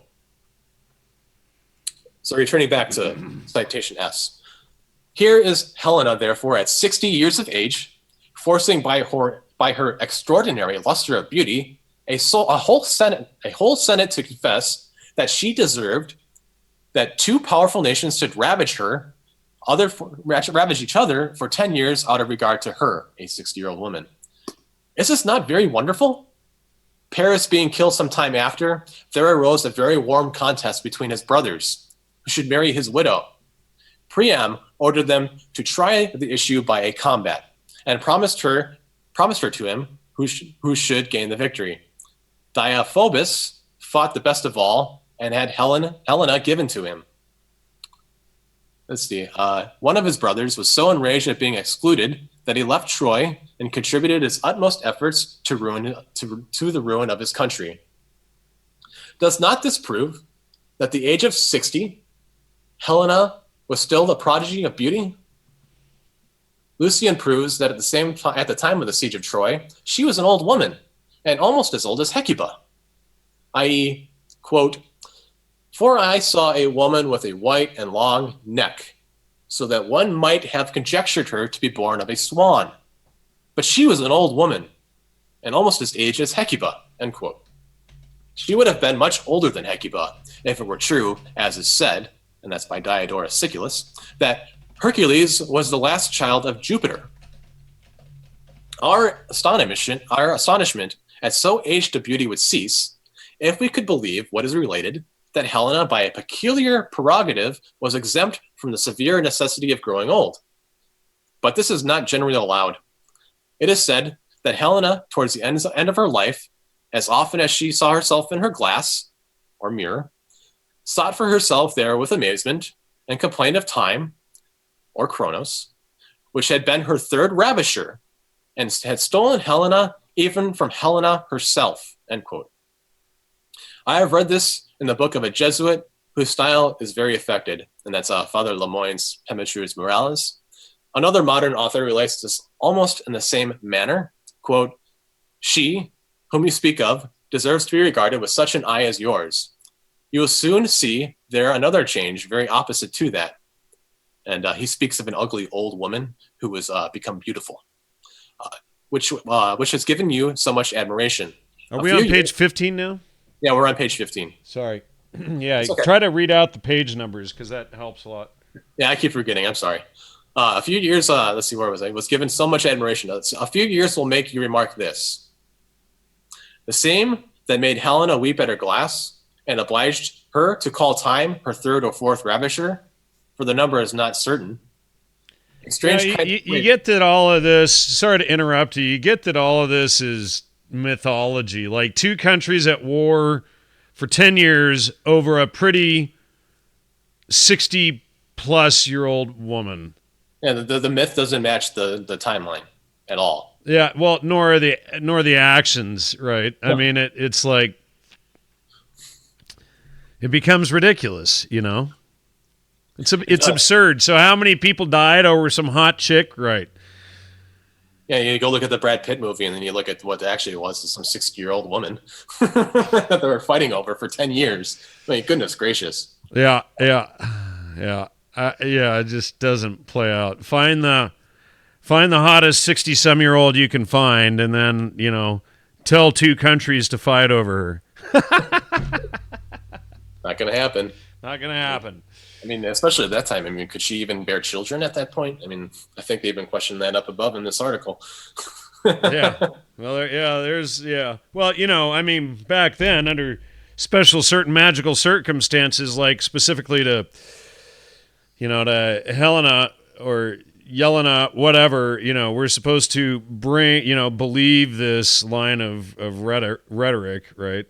The whole tale. We just have to take it all. Yeah. Yeah. It. So we're nearing Scaliger's part in all of this. We're about a paragraph and a half from it. Woohoo! All right. So sorry for the preschool story time here, but I think it's really important that we hear this. I hope it's fun to hear it and interesting. I think it's absolutely fascinating. So a few years will make you remark this. The same that made Helena weep at her glass and obliged her to call time her third or fourth ravisher, for the number is not certain. A strange kind of rape, in which we see Helena stolen from Helena herself, and her, whom 3 parts of the world, which were the whole at that time, acknowledged for the most beautiful woman of the age, seeking her face in a glass, which represented to her nothing but what was frightful. So again, she looks in the glass and thinks she's been raped by time and she's ugly. Everyone else, at the same time, is fighting over her because she's the greatest beauty in the world at 60 years old. So this thought is very like that in 2 verses of Ovid, which I will not butcher in Latin. Please don't. Just see, if people want to read that, it's like right there. There they go. Now they can. Yeah. Now we can just skip right past it. I'll start with that. Okay, so I ought to remark that if we follow the chronology of Eusebius, we shall find that Helena had lived above a century when Paris stole her away. So she was over 100 years old when 100-year-old beauty taken by Paris. For according to Eusebius, the expedition of the Argonauts was 89 years before the taking of Troy. He saw plainly the misconception of the Greek writers, upon which he proposes this objection to them, quote, if Castor and Pollux were among the Argonauts, how can Helena be thought to be their sister, who, many years after being a virgin, was stolen away by Theseus? Consider well the remark of Scaliger upon this Latin passage. Quote, in the Greek, it is thus, who not many years after being a virgin was taken away. By the error of the transcribers, or more probably by the hurry of St. Jerome, it has happened that the negative is not expressed in the Latin translation, and the sentence is rendered absolutely ridiculous. For the more remote the rape of Helena was, the more credible. On the other hand, the nearer it was to those times, so much the more remote from the siege of Troy, and therefore it is less credible that the age of Helena fell into this period of time. Faults of Scaliger. That's your bail. That's him saying that. So this criticism appears to me to be very erroneous, and the more I examine it, the more I am surprised. I do not deny but that the negative particle, the suppression of which is an error of St. Jerome, according to Scaliger, may make good sense. But I cannot comprehend that the sense would be ridiculous by suppressing the negative. On the contrary, Eusebius's objection seems more intelligible to all sorts of readers without the negative particle than with it. Now we're on page 16.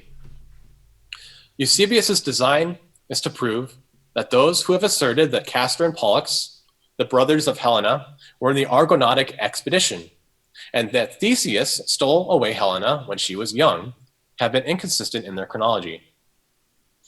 If Castor and Pollux, says he, were of the number of the Argonauts, how is it possible to suppose that they were brothers of Helena, who was stolen away young by Theseus many years after? The most stupid readers perceive the force of this objection without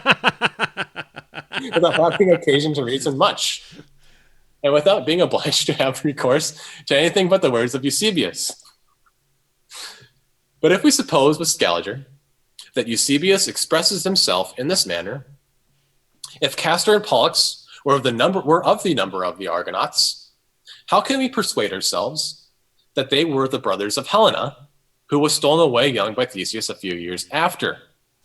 Everyone sees that in order to discover it to be an objection, we ought to remove from before our eyes the words which contain it, and to have recourse to the reasonings and calculations which we find in the subsequent pages. For if we consider only Eusebius's expression, we should imagine that he reasoned ill, and what he urges for proof infers the contrary to his design. Here are some other words of Scaliger, which do not appear to me just. And this is ab hoc tempore, and the citation for 125 says, that is, from the number 756 of Eusebius, but I am surprised that Scaliger did not observe that Eusebius had before spoken of the Argonautic expedition under the number 746.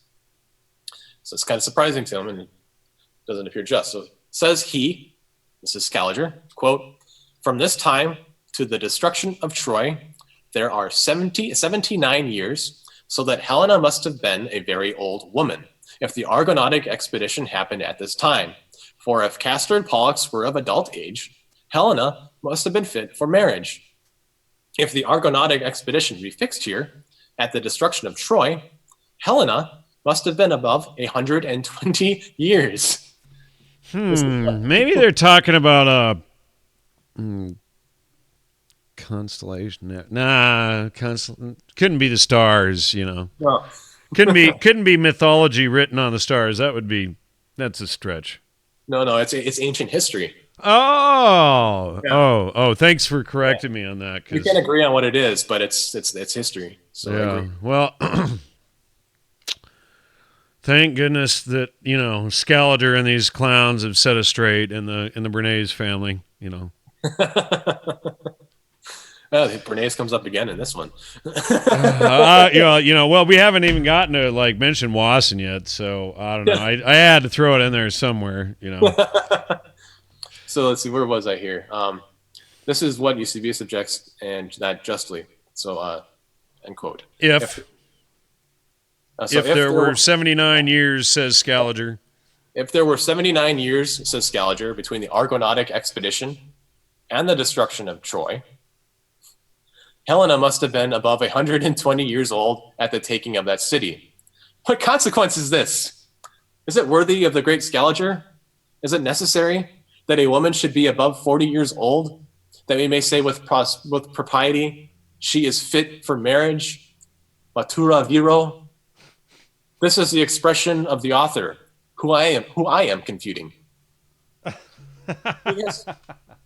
He has succeeded much better in his criticism upon Eusebius's calculations, for it is not true that the Argonautic expedition and that of Troy were so distant from each other as Eusebius imagines. But it is certain that Eusebius has followed very eminent writers, and consequently, very eminent writers, so appeal to authority, and consequently, I might maintain that if the ancient authors who speak of Helena had been good chronologers, her beauty must have lasted a prodigious while, even beyond a century. Let us consider... I just got something to say to this, because my family lives a long time in general. Like, I had several aunts that lived well over 100, 103, 102, 105, and when my Aunt Margaret died at 105, she wasn't pretty and supple, I mean, it was kind of like, I don't know. It wasn't, it wasn't like a description of a, 15 years senior Helena. There's a word right on the tip of my tongue. No. I won't go there. That's kind of gross. No, I'm not thinking of a gross thing. I'm thinking of what is a thing that happens over time as you decay. It's not decay. It's well, yeah. I mean, it's like it smells like decay. Someone who's 105 years old doesn't smell so morning fresh. Well, why can't I think of the term? It's like right there. It'll come to me eventually. I'll come back to it if I think about it. I don't want to stall the show. Somebody says decay. No, it's. Oh, I just had it. Goodness, it's like right there. I can see the word, and I just can't grasp it. It'll come to me. You can just see armies of people falling over a 120-year-old crusty. I want to say it's like entropy. That's it. Oh, yeah. There we go. Okay, now I have that. Good. All right. Now you can move on. You got it out. You're saved. Your mind has been freed. I didn't have to look it up, which generally you're supposed to do. So let us consider a little of the computation which Clemens Alexandrinus borrowed from Apollodorus and some other celebrated historians. In one place, he tells us... just really quickly, the women in the chat group are arguing that the definition of beauty must have changed over time, and this explains it, and why people would have been warring for 10 years over this. I mean, It's their beautiful personality. Right, yeah. To get people, two nations to war for a decade and kill who knows how many. It's a beautiful soul. Oh, goodness. I'm sorry.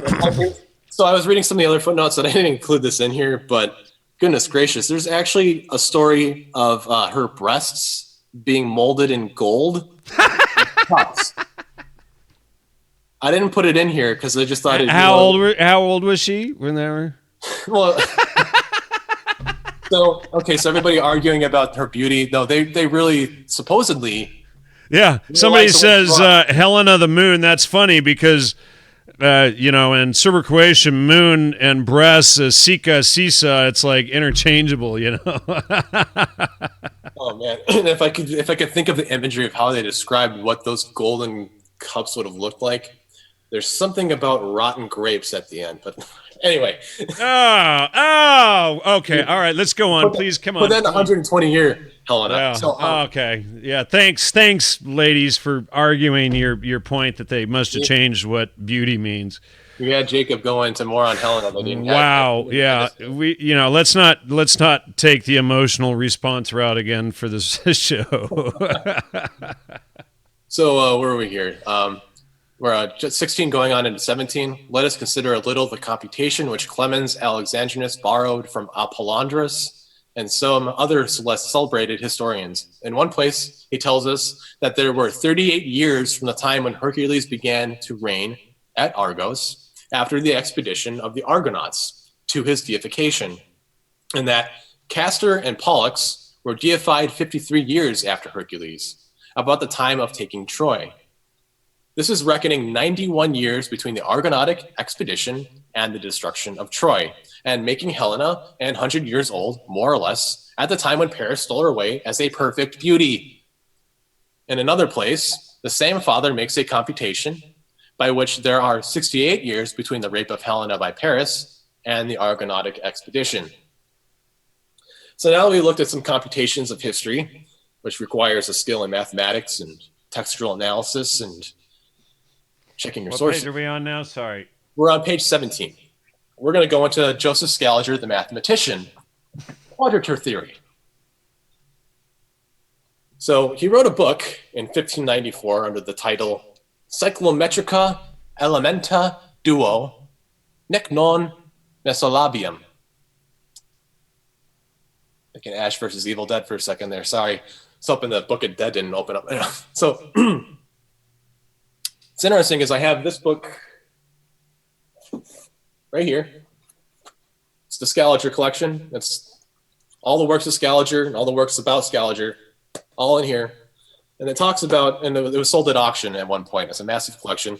And they have a brief description of a lot of the works that he has in there. There's a lot of really interesting information, especially when it comes to Cyclometrica Elementa Duo. So Anthony Grafton, a fellow of the British Academy, and I can't remember his first name, but his last name is De Jong. They write the references and stuff in this book. They're the editors. And Grafton explodes in here. It's pretty brilliant. So Scaliger's work on the quadrature of the circle, in which he contends that Archimedes is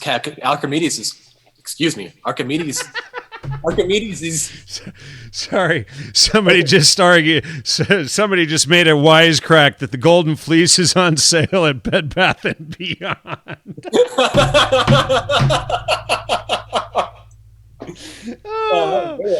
That was good. All right, sorry. Go ahead. Oh, it's Bobcat 7. I see that. Yeah.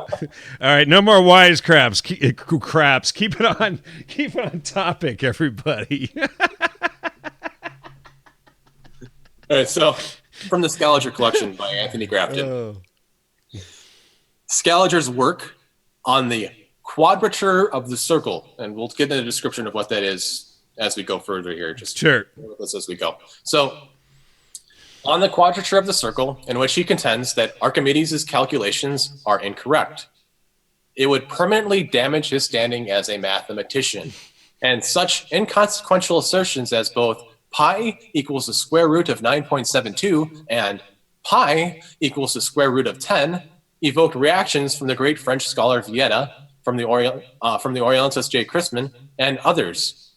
Scaliger was to ridicule Vieta with a cyclus, in which his name was anagramized as Cur Asinus Faciets, which is essentially calls him a donkey, pretty much. Maybe more like an ass, but I added a rough translation of it. Didn't get deep into it. Let's see here. So anagramized as Cur Asinus Faciet. So the whole affair was to remain a touchy one. And when E.G. Perezek met Scaliger, he did not dare broach the subject in his presence. And when Heinsius published a letter by Scaliger on the subject, he discreetly replaced the title and subject by asterisks. And remember, Scaliger died in Heinsius' arms before he lifted up into the great, whatever they said in that, whatever Pattinson said about that. He was a student of Bernays. Anyway, so Heinsius is a student, and he was also the head librarian. And he discreetly replaced the title and subject by asterisks on this letter relating to Scaliger and quadrature theory. So he suppressed it a little bit. Obviously, scholars were able to find it and dig it back up into truth, but for a time it was born in uncertainty. So the Cyclometrica has a dedication dated January 1594 to the States General of Holland, in which Scaliger offers the first fruit of his studies after his convocation to the Low Countries. The Mesolabium, dated 1594, is dedicated to the curators of the Leiden University and offers a very flattering comparison of the academic quietness and quality of the town of Leiden with the rest of Europe. The printing of both works is striking because of the red color printing applied to all the woodcut diagrams, to the letter references in the text, and to the headings and the running titles. So it's pretty interesting. That must have cost a little bit of extra money there to add that colored ink into there, especially in that color of blood. So the mathematical theorems are all first posed in Greek, as if it concerns an authentic old work. But the Greek is Scaliger's. Repeat that. The mathematical theorems are all first posed in Greek, as if it concerns an authentic old work. But the Greek is Scaliger's. Then follows the Latin translation, an exposition, and where necessary, a scholion. So the appendix, published in December 1594, has no dedication. And the preface to the reader shows Scaliger in a singular position. In 4 long passages, he defends himself against accusations of stupidity for errors in his cyclometrica, which he cannot deny. And he craves for the indulgence of the reader, contending that as a mere mathematical amateur, he should be forgiven certain obvious errors, in sharp contrast with the proud and overbearing attitude he adopted when introducing the cyclometrica earlier that year. The printing, as in he was really lifting himself up as a great man who is, going to change the world. And I'm just an amateur. Excuse my mistakes, but they're not all mistakes. So the printing also is more modest. So, you got taken down a peg. So no red printing. The theorem is no longer first in Greek, and the expositions now in smaller italics. But Scaliger cannot refrain from ending his work with a poem in which he heralds his future glory against contemporary detractors. See for this whole affair, Bernays, page 188 to 180. So there we see he stood fast to that right down to the end. So he couldn't bear the fact that he was wrong about a theory, which is technically impossible. So let's look at a mathematician. Because how could Scaliger be wrong about something he made up? Not only that, but he wrote it in Greek with the auspices of trying to be an ancient author, but he got caught on that. So, so if he was caught once, we're to believe he didn't do it any other times, Dennis Batavius et al. Fool me once, shame on you. Fool me twice. Yeah, and then there's, I don't know, like a few. This is going really out there for a lot of people, and they'd be shocked to hear this notion. And I think you and I may have discussed it once before, the potential that ancient quote-unquote Greek and Latin were actually created in the Middle Ages.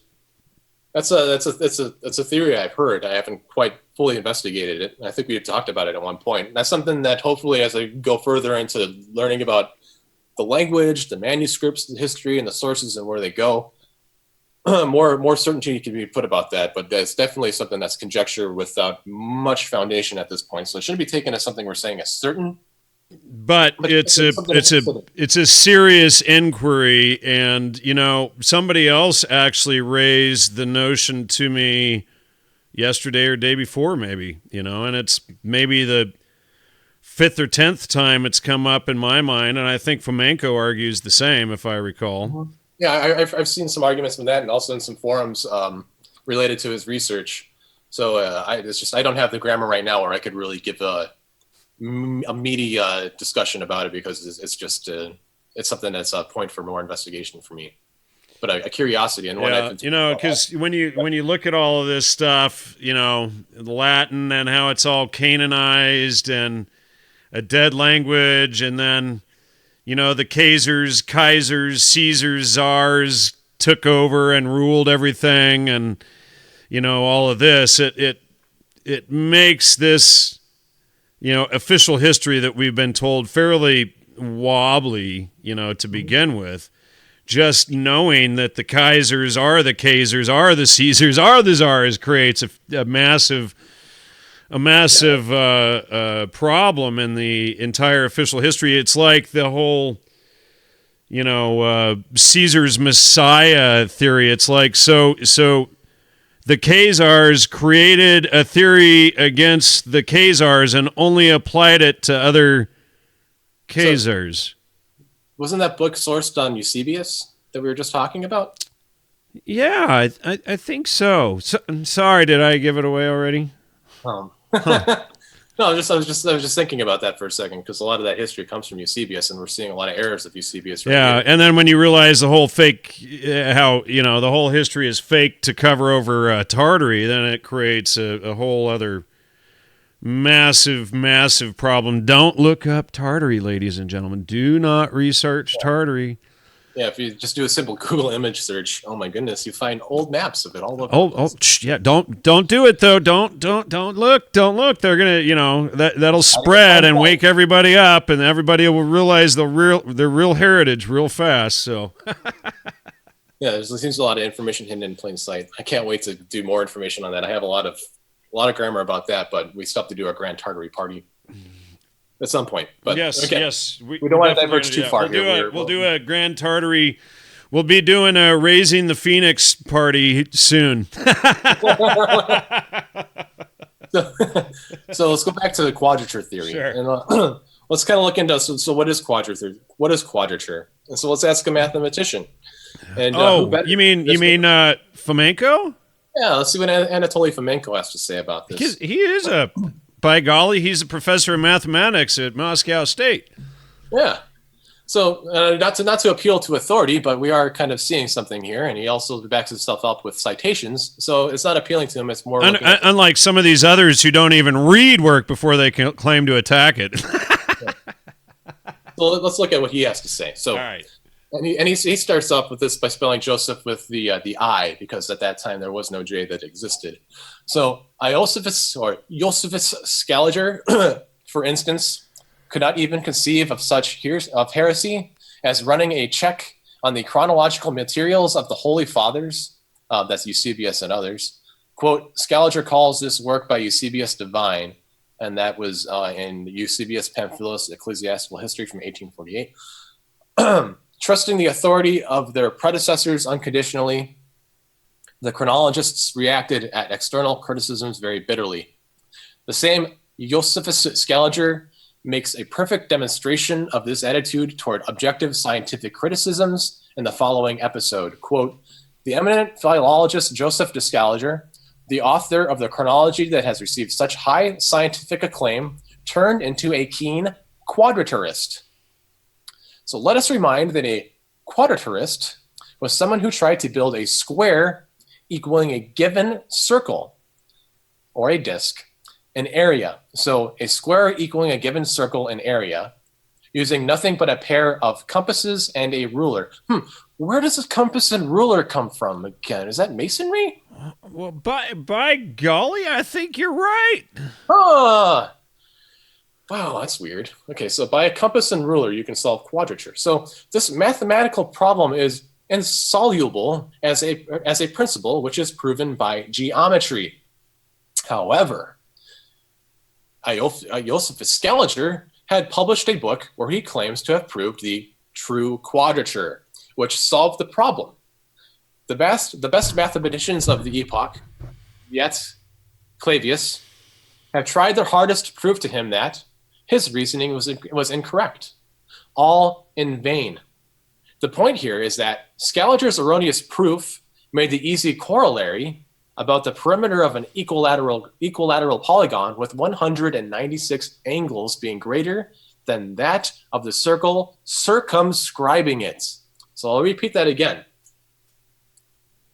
See, Scaliger's erroneous proof made the easy corollary about the perimeter of an equilateral polygon with 196 angles being greater than that of the circle circumscribing it, as in going around it.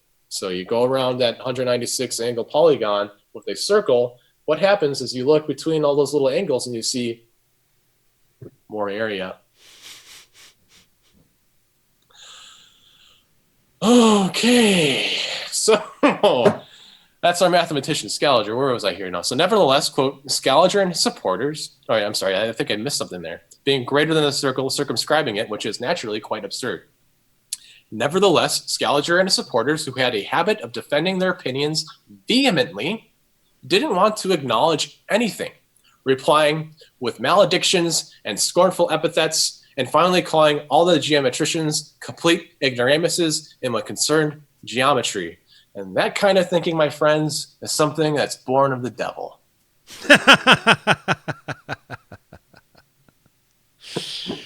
The last part was me quoting from earlier. That wasn't Professor Fomenko that said that was the devil. So one might imagine how these people reacted towards attempts of analyzing their version of chronology critically. And I actually gave that example with Perseus, who called him the devil, who actually experienced that when he criticized some of his chronology. Oh, okay. So the retaliation of Scaliger against those who accuse his father of ignorance in mathematics, and of which Scaliger falsely accuses Bodin of plagiarism.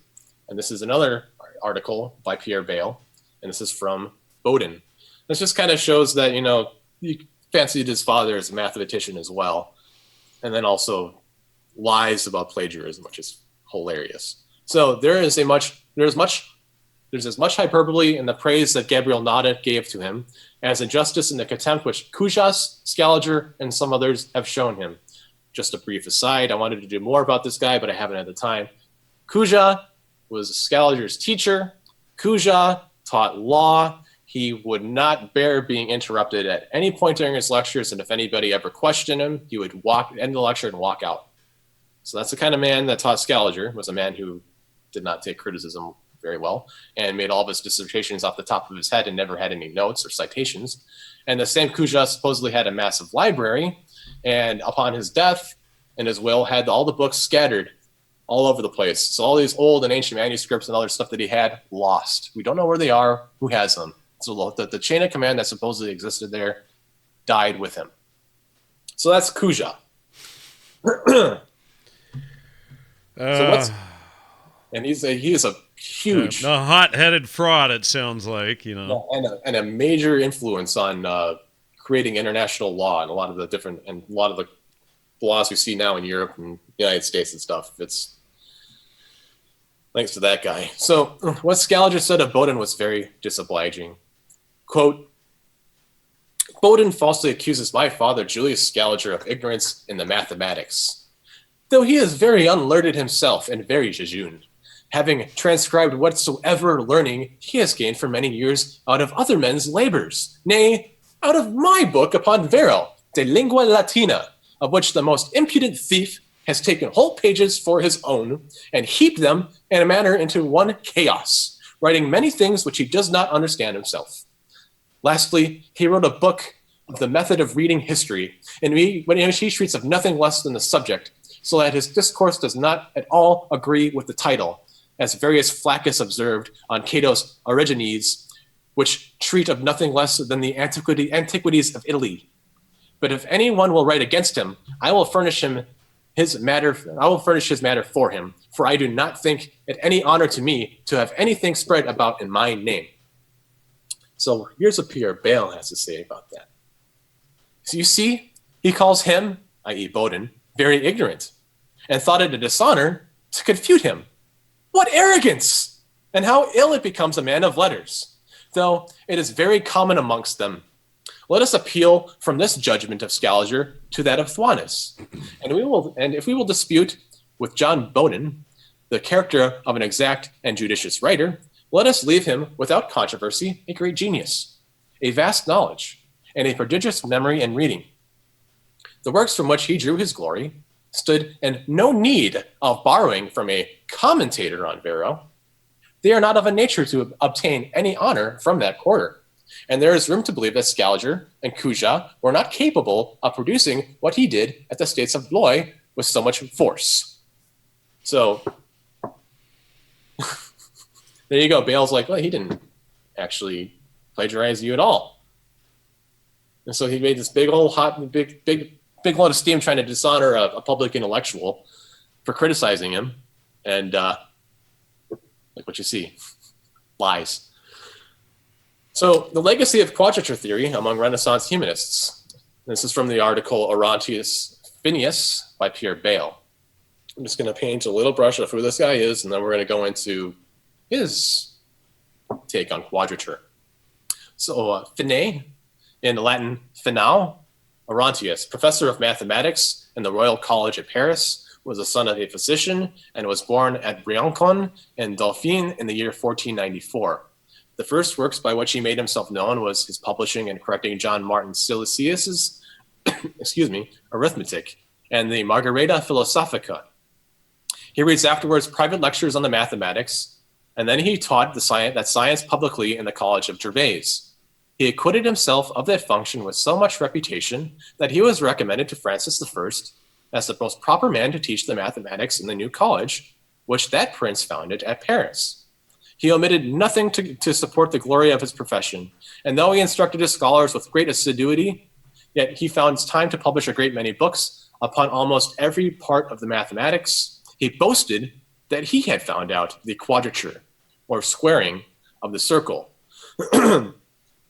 So Samarthanus asserts that Orontius Phinae boasted without reason that he had found it, and that Providence designed that glory only to Joseph Scaliger, i.e., quote, amongst his other volumes, he wrote a particular book in which a great many persons had labored in vain. I'm sorry, did I skip a line there? He wrote a particular book in which he boasted that he had found out the quadrature of the circle, after which a great many persons had labored in vain. He was easily inclined to believe this of himself, being conscious of his great learning, though a kinder fate designed the glory of that admirable discovery to Joseph Scaliger alone, end quote. So Samarthanus is in the right to say that Orontius Phinae boasted without reason that he had invented a method to square the circle. But he is strangely mistaken when he pretends that Scaliger is the only person who discovered that secret. For it is so far from being true that this privilege was designed for Scaliger alone, that it may be asserted this great man was farther from it than several others, i.e., nobody got to it. None. It's impossible. You can't do it. So, excuse me, I'm starting to lose my voice, but thankfully we're getting near the end. We're on page 20 going into 21. And this is going to be the final little bit of this presentation. We're going to look into the academic dictatorship of Joseph Scaliger at the University of Leiden and his influence. This is from an original article by Thomas Birch, fellow of the Royal Society, in the 1734 General Dictionary, Historical and Critical. He's also the author of Joseph Scaliger's biography. Pierre Bayle did not make a biography, but he still indexed him quite a bit inside the book. But the Scaliger biographies are all Thomas Birch. So we're going to read about another man, another chronologer. His name is Cephas Calvisius. And I'm going to do something here. I'm going to read pretty much his entire biography. It's not too long, because at the beginning, in the middle, and the end, all seem to have a pretty important information. And then from that, we're going to go into the most important part, which is his chronology. So Calvisius, a celebrated chronologer in the beginning of the 17th century, was born in a village called Gorschleben near Saxelburg in Thuringia on the 2nd of February, there must have been a footnote there. So February the 21st, 1556, of honest parents, though in a very low circumstance. His father dying while he was very young, his mother gave him as good an education as her circumstances would permit, finding that his genius led him to learning, though some persons would have persuaded her to put him to a trade. He went to Franchus at 13 years of age, and 3 years after he moved to Magdeburg, in both which places he supported himself chiefly by singing from door to door with others of his companions, and by this means saved money enough to maintain himself in the University of Helmstadt. After he had lived 7 years at Magdeburg, he went to Helmstadt in 1579, and the year following removed to Leipzig, and was appointed chanter in the illustrious Schola Portensis ad Salam in November 1582. In this station, he applied himself to the study of history and chronology, and laid the foundation of that great work of chronology, which he afterwards finished at Leipzig. Having continued 11 years and an half in the school above mentioned, he was chosen by the Senate of Leipzig, governor of the Senate of Leipzig, governor. The British. This guy's Thomas Birch is an interesting way of writing that I just can't quite read. So, having continued 11 years and a half in the school above mentioned, he was chosen by the Senate of Leipzig as governor of the choir of music in the Schola Tomua in that city in May 1594. In this province, he distinguished himself to great advantage by his skill in music, his diligence and success in the instruction of the youth in the school, and his uncommon knowledge in the most abstruse parts of astronomy and chronology. He wrote several excellent treatises upon music and compiled a thesaurus of the Latin tongue for the use of the youth. His writings gained him so great a reputation that several universities and states made him very considerable offers to settle among them, particularly the University of Wittenberg, which offered him the professorship of mathematics, and that of Frankfurt, which proposed to him honorable conditions. Excuse me. But he preferred his humble and laborious station at Leipzig to the most splendid titles in other places, and lived in a very frugal and modest manner. And I'm kind of seeing a little bit of a mirror of Joseph Scaliger right there, which is quite interesting as far as how they lived their lives, supposedly. He married Magdalene, the daughter of John Euningen, a citizen of Leipzig, February the 10th, 1595, by whom he had 3 sons and 1 daughter. One of his sons died in his infancy. Our author died at Leipzig, November the 23rd, 1615, with great sentiments of devotion, and was interred there the 27th of the same month. Besides the work above mentioned, he published at Erfurt, 1610, in 40, a book about Jesus Christ, and in I'm not going to read the Latin, it's just too much. And in 1612, Elenchus Calendari Gregoriani and Duplex Calendari Melioris Forma. Thought you said you weren't going to read it.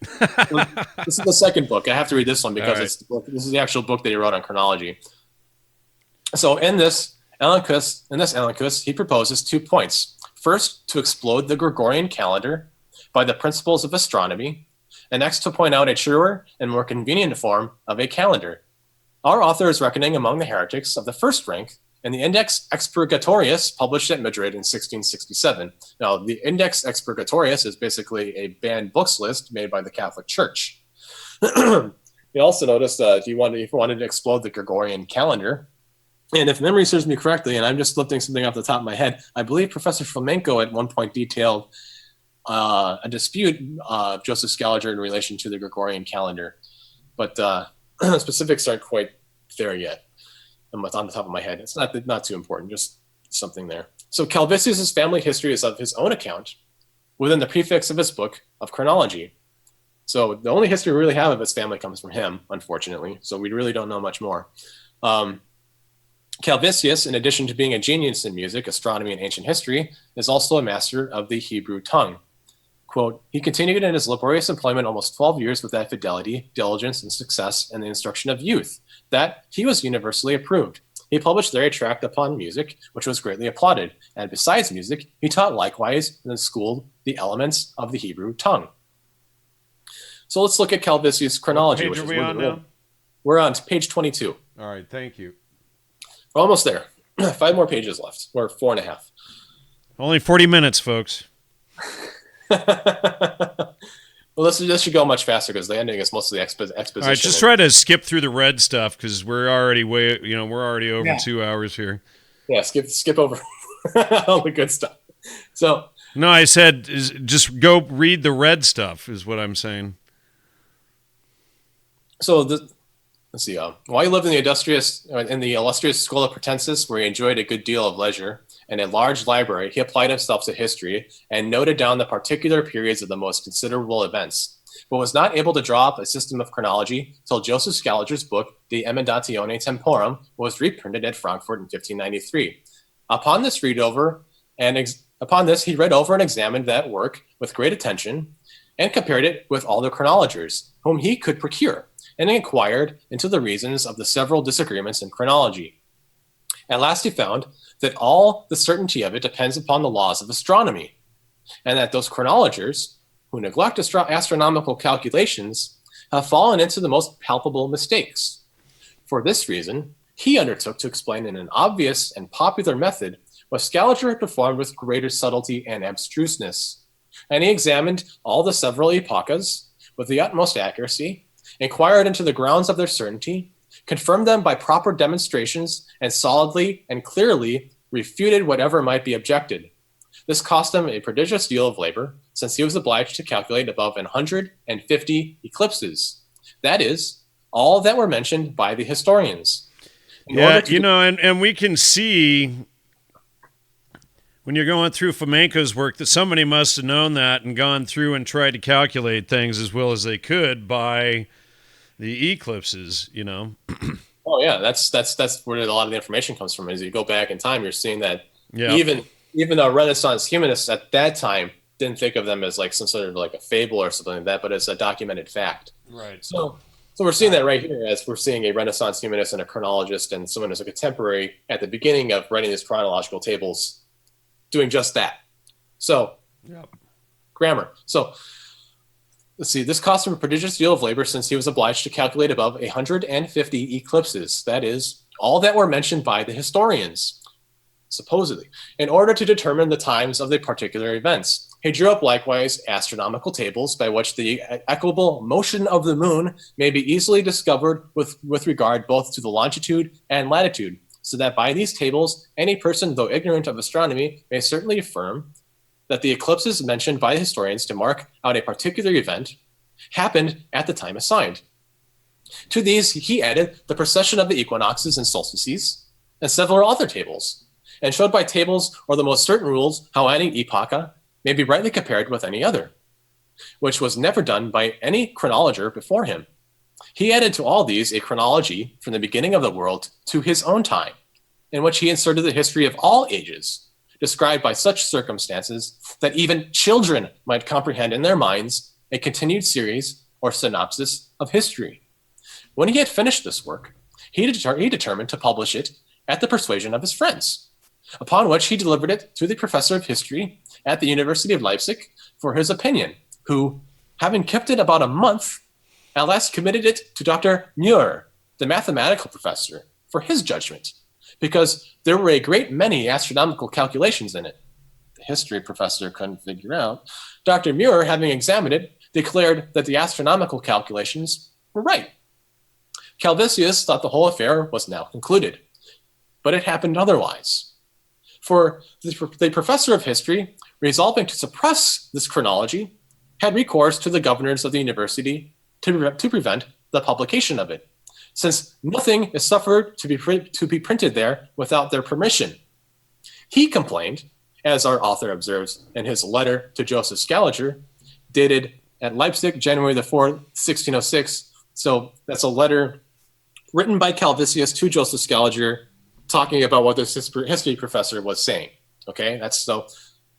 Our author observes in his letter to Joseph Scaliger, dated at Leipzig, January the 4th, 1606, that there were a great many innovations in it, contrary to the received doctrine, that several weak arguments were made use of, that the youth would be thrown into confusion by it in their studies, that Calvisius had usurped another man's province, since he was not the professor of history, and by such arguments as these, he prevailed upon the governors of the university to prohibit the impression of it.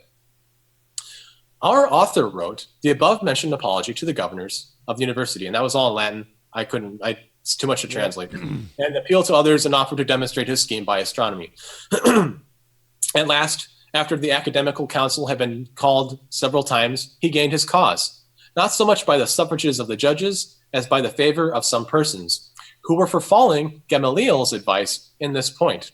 Such was the influence that his antagonist's authority had over many of them. Dr. David Perius, professor of divinity at the University of Heidelberg, remember him, called Scaliger a devil, and Elias Rosener, professor of history in the University of Jena, and John Kepler, the celebrated mathematician, wrote against this work of our author. So here, Perius was a critic of Scaliger's. Now he's also a critic of an influence, Scaliger's, I guess you'd call him a friend, but Scaliger influenced Calvisius, and now he's writing against this. And it's harder to say than it should have been. So they criticized this, but without any considerable success. It was highly approved of by Joseph Scaliger, as appears from several of his letters. In his 115th letter addressed to Isaac Casaubon, he styles it a most accurate chronicle, accuratissimum chronicon. And in his 117th letter addressed to Casaubon, he says that it is the only work which, after so many ages, was worthy of the title of a chronology and deserved to be immortal. In his 240th letter, addressed to Richard Thompson, he styles our author a very learned German, though before the publication of his book unknown to him, and observes that his chronology was excellent, being confirmed throughout by Scaliger's reasons, and that he was a very good and learned man, and the first among the chronologers who ceased to trifle, his work being admirable, useful, and full of all kinds of learning. In his 439th letter addressed to John de Laet, he observes that ever since he had published his work with relation to chronology, which had been so long neglected before, no person has spent an hour in reading his books or examining his reasons, till at last Seth Calvisius arose, who was worth all the rest, being an accurate master of that subject, and published a most learned and complete chronology, which entirely depended upon his reasoning, and was an heroic work and worthy of immortality. I'm going to stop there for a second, because remember when we were looking up at Scaliger's work on chronology, they were saying that most people would just read the work and never really check anything and just accept it as is. Calvisius supposedly went in, checked everything, and then tried to confirm it. And he tried to do that through astronomy. So, see likewise his 308th letter. Theodorus Spizelius, in his Templum Amori Resurratum, tells us that our author in this exquisite work has shown so much acuteness and judgment that if he has any equals, he appears to have none superior to him in our age in that science. He observes likewise that Calvisius spent 20 years entirely in this work, which he confirmed by demonstrations in such a manner that his industry is not only highly applauded in all parts of Germany, but also among foreign nations, and that among all the disputes of chronologers, there will not be any one easily found who has shown by astronomical reasoning that our author has been guilty of any gross error. Keep that in mind. So de Gory Ware and his reflections, I'm going to skip over that. So de Gory Ware in his book tells us that Calvisius exerted, it's all in Latin, exerted himself with so much industry in the late edition of his work that he has omitted nothing but given us a true system of chronology in an exquisite manner.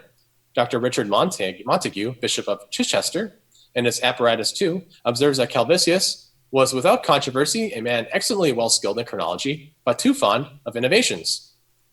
So now here we see that Scaligerian chronology is the foundation piece for this. And from the Scaligerian chronology, Calvisius then takes it and tries to take all these eclipses and dates and try to verify it through astronomical tables. Now, if we remember what we were learning about Professor Flamenco in his book, there's a curious discrepancy with the motion of the moon. So I'm going to read a passage from Professor Flamenco's introduction to his first book on chronology.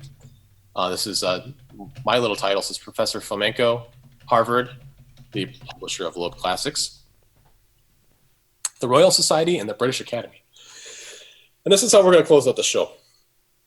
Excuse me. So the fourth stage, which was the period of 1973 to 1980, commenced in 1973 with A.T. Flamenco, faculty member of the Department of Mathematics and Mechanics of the Moscow State University, was researching several problems related to celestial mechanics.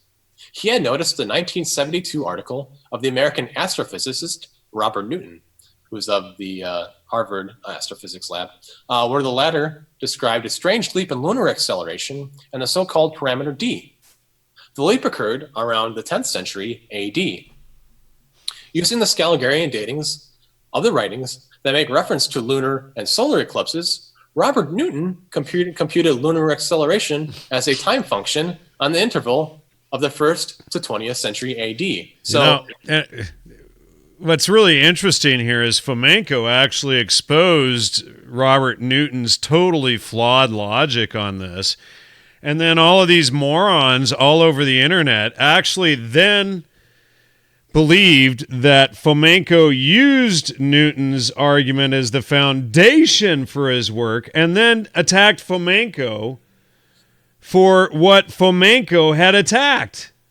You know, I mean, the stupidity of these people is just freaking absurd. I mean, you know, they had to get to like, what was it, page 3 or 7 or something like that in the introduction of the book to find this, you know? I mean, these guys are just so utterly incompetent. It's ridiculous, you know?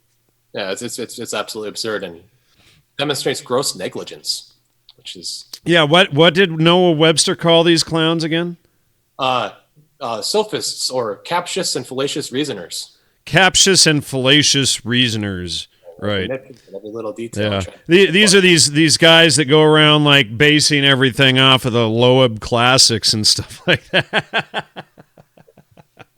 Kuhn Loeb's sons, funders of Trotsky. I think These, in the last episode. What do they call themselves? Secret something or other men? Secret agents? Secret Asian men, secret ancient men. I forgot. I thought it was secret Asian men. I forgot. I thought it was agent. Oh, secret agent men. Got it. Yeah. Because they're agents. That's the song anyway.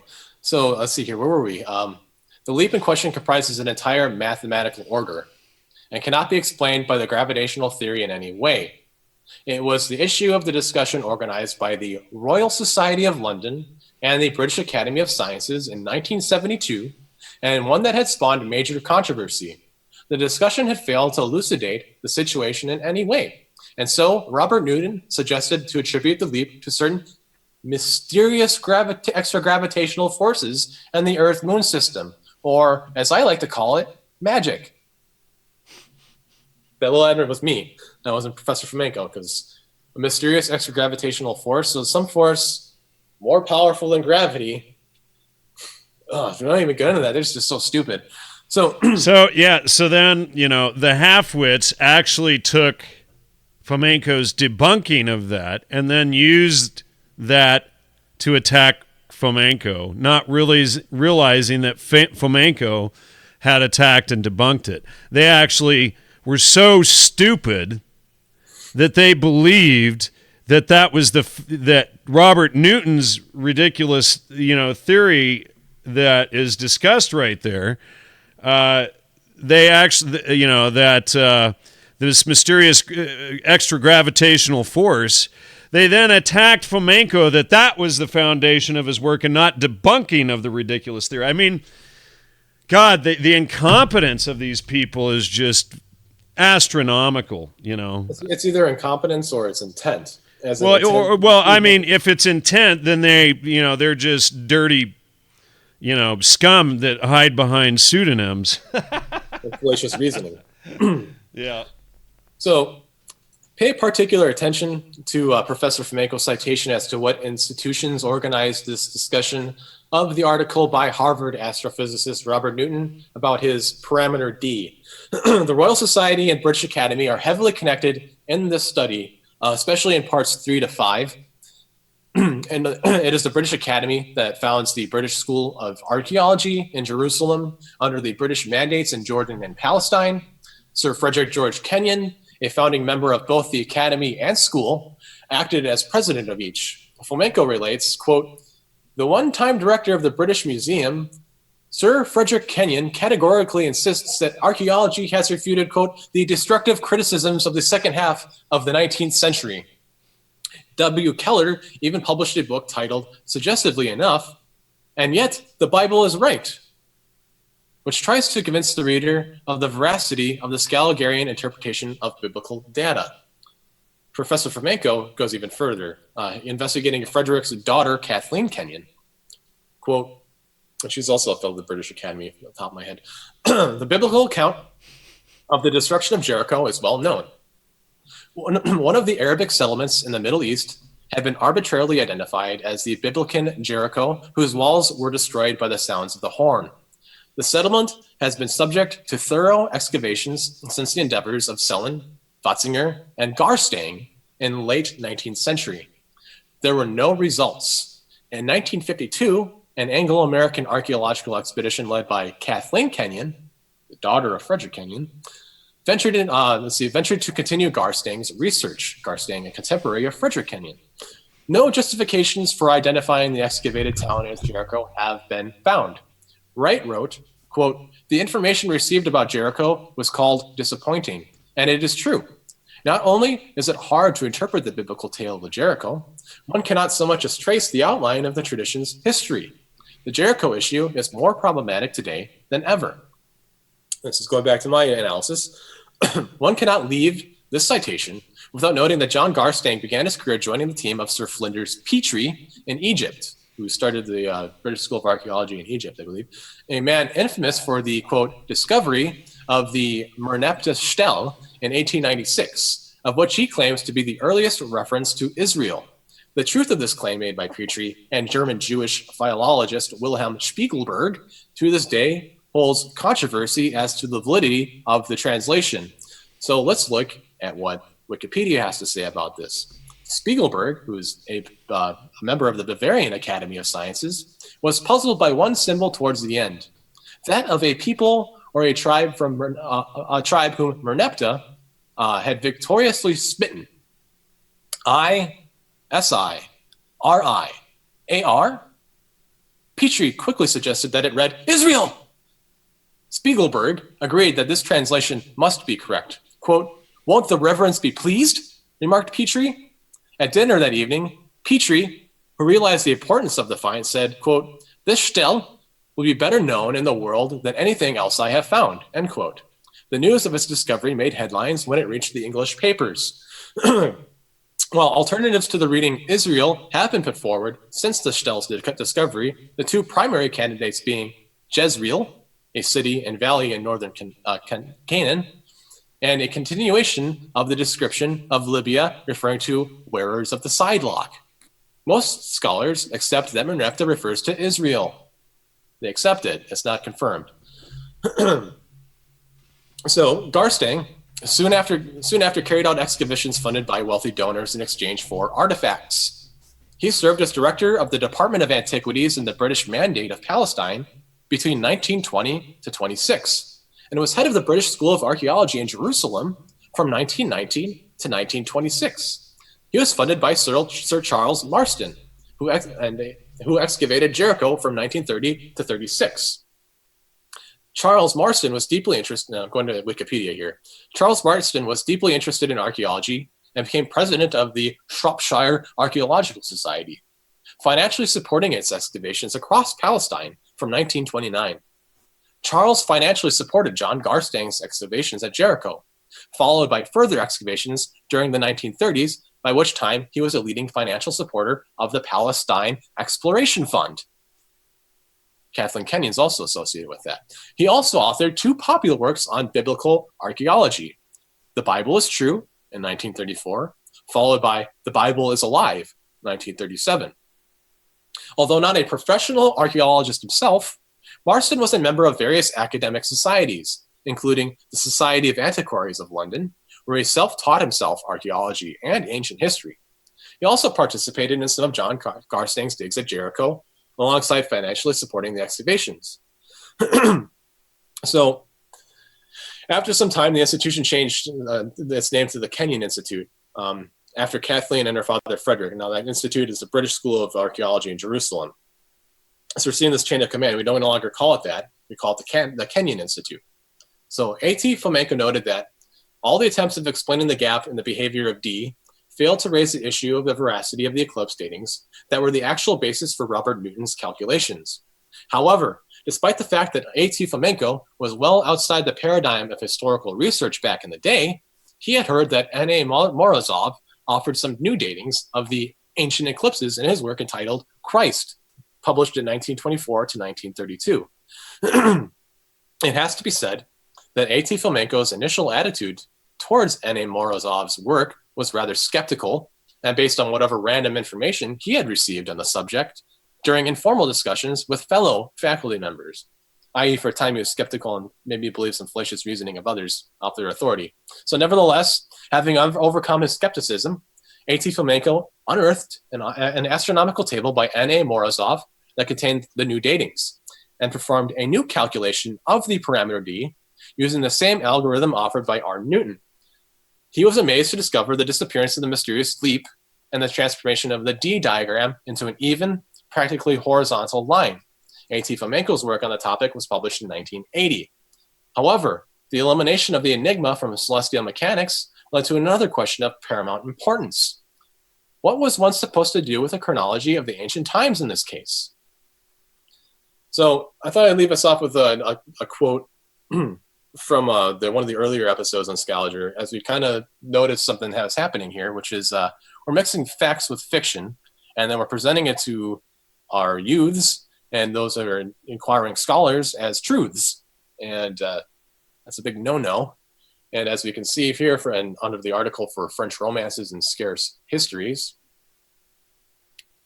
it is an unhappy thing that Madame de Jardin should have opened a way to a liberty that is daily, and she's a 17th century French author, should have opened a way to a liberty which is daily more more and more abused, which is to father our inventions and love intrigues upon the greatest men of the later ages, and to mix them with matters of fact that have some foundation in history.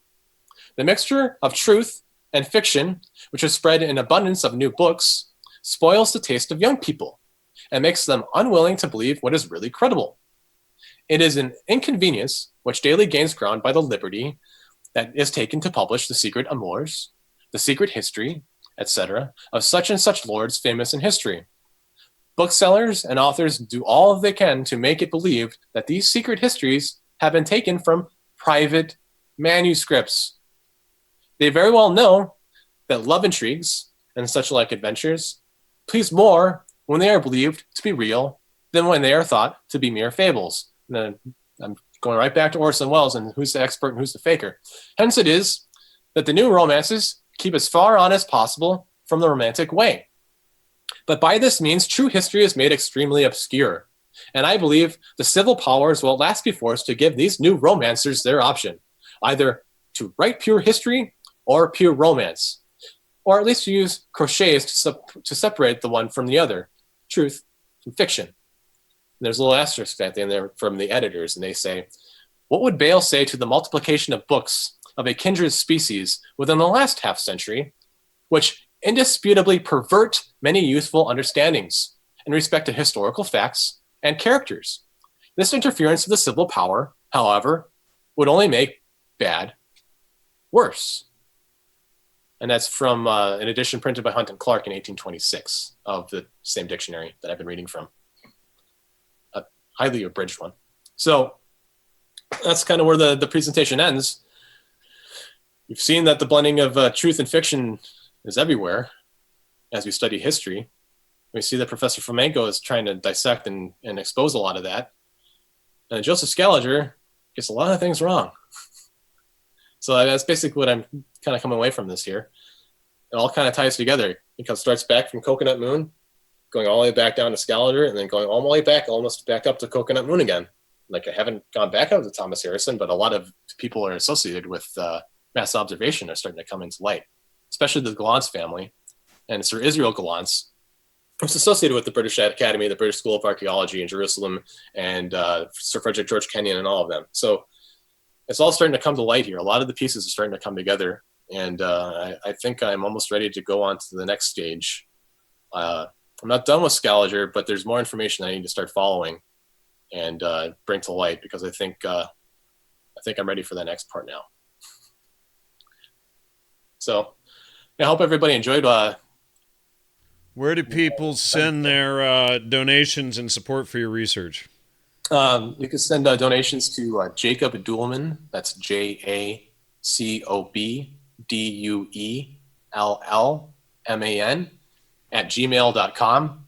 That email is linked up to PayPal. If you're feeling charitable, I definitely would appreciate it. It goes towards a good cause, as I am going to continue my research. It helps fund books, and hopefully at some point I can also add more to a fund to get a new computer.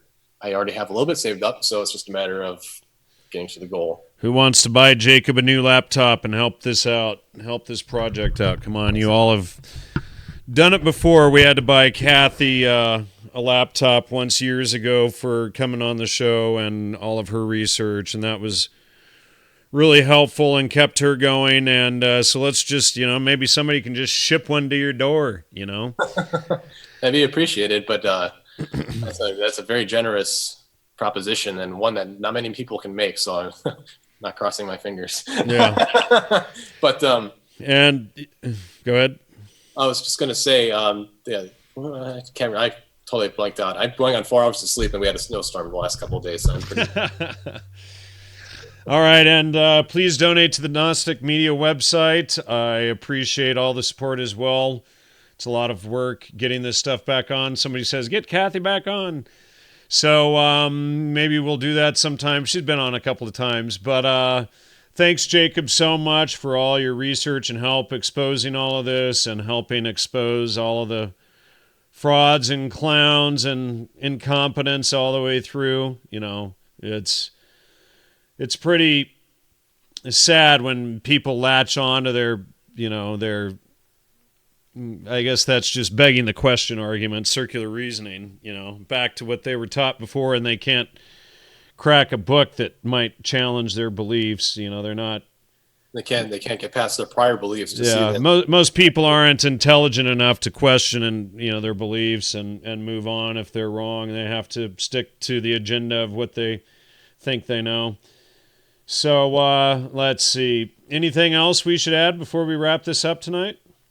Not really sure. I don't think this will be my last Scaliger episode in general, but I definitely want to get my other projects going. So there's definitely a lot more information I can share about it. It's just a matter of how I can put it together. I'm pretty fried right now. Hard for me to get a lot of information out. Yeah, well, and that was a long 100th show, so thanks for the great anniversary, the great, what do you call that? I don't know, 100th show. Welcome. It was a lot of fun. I really enjoyed it.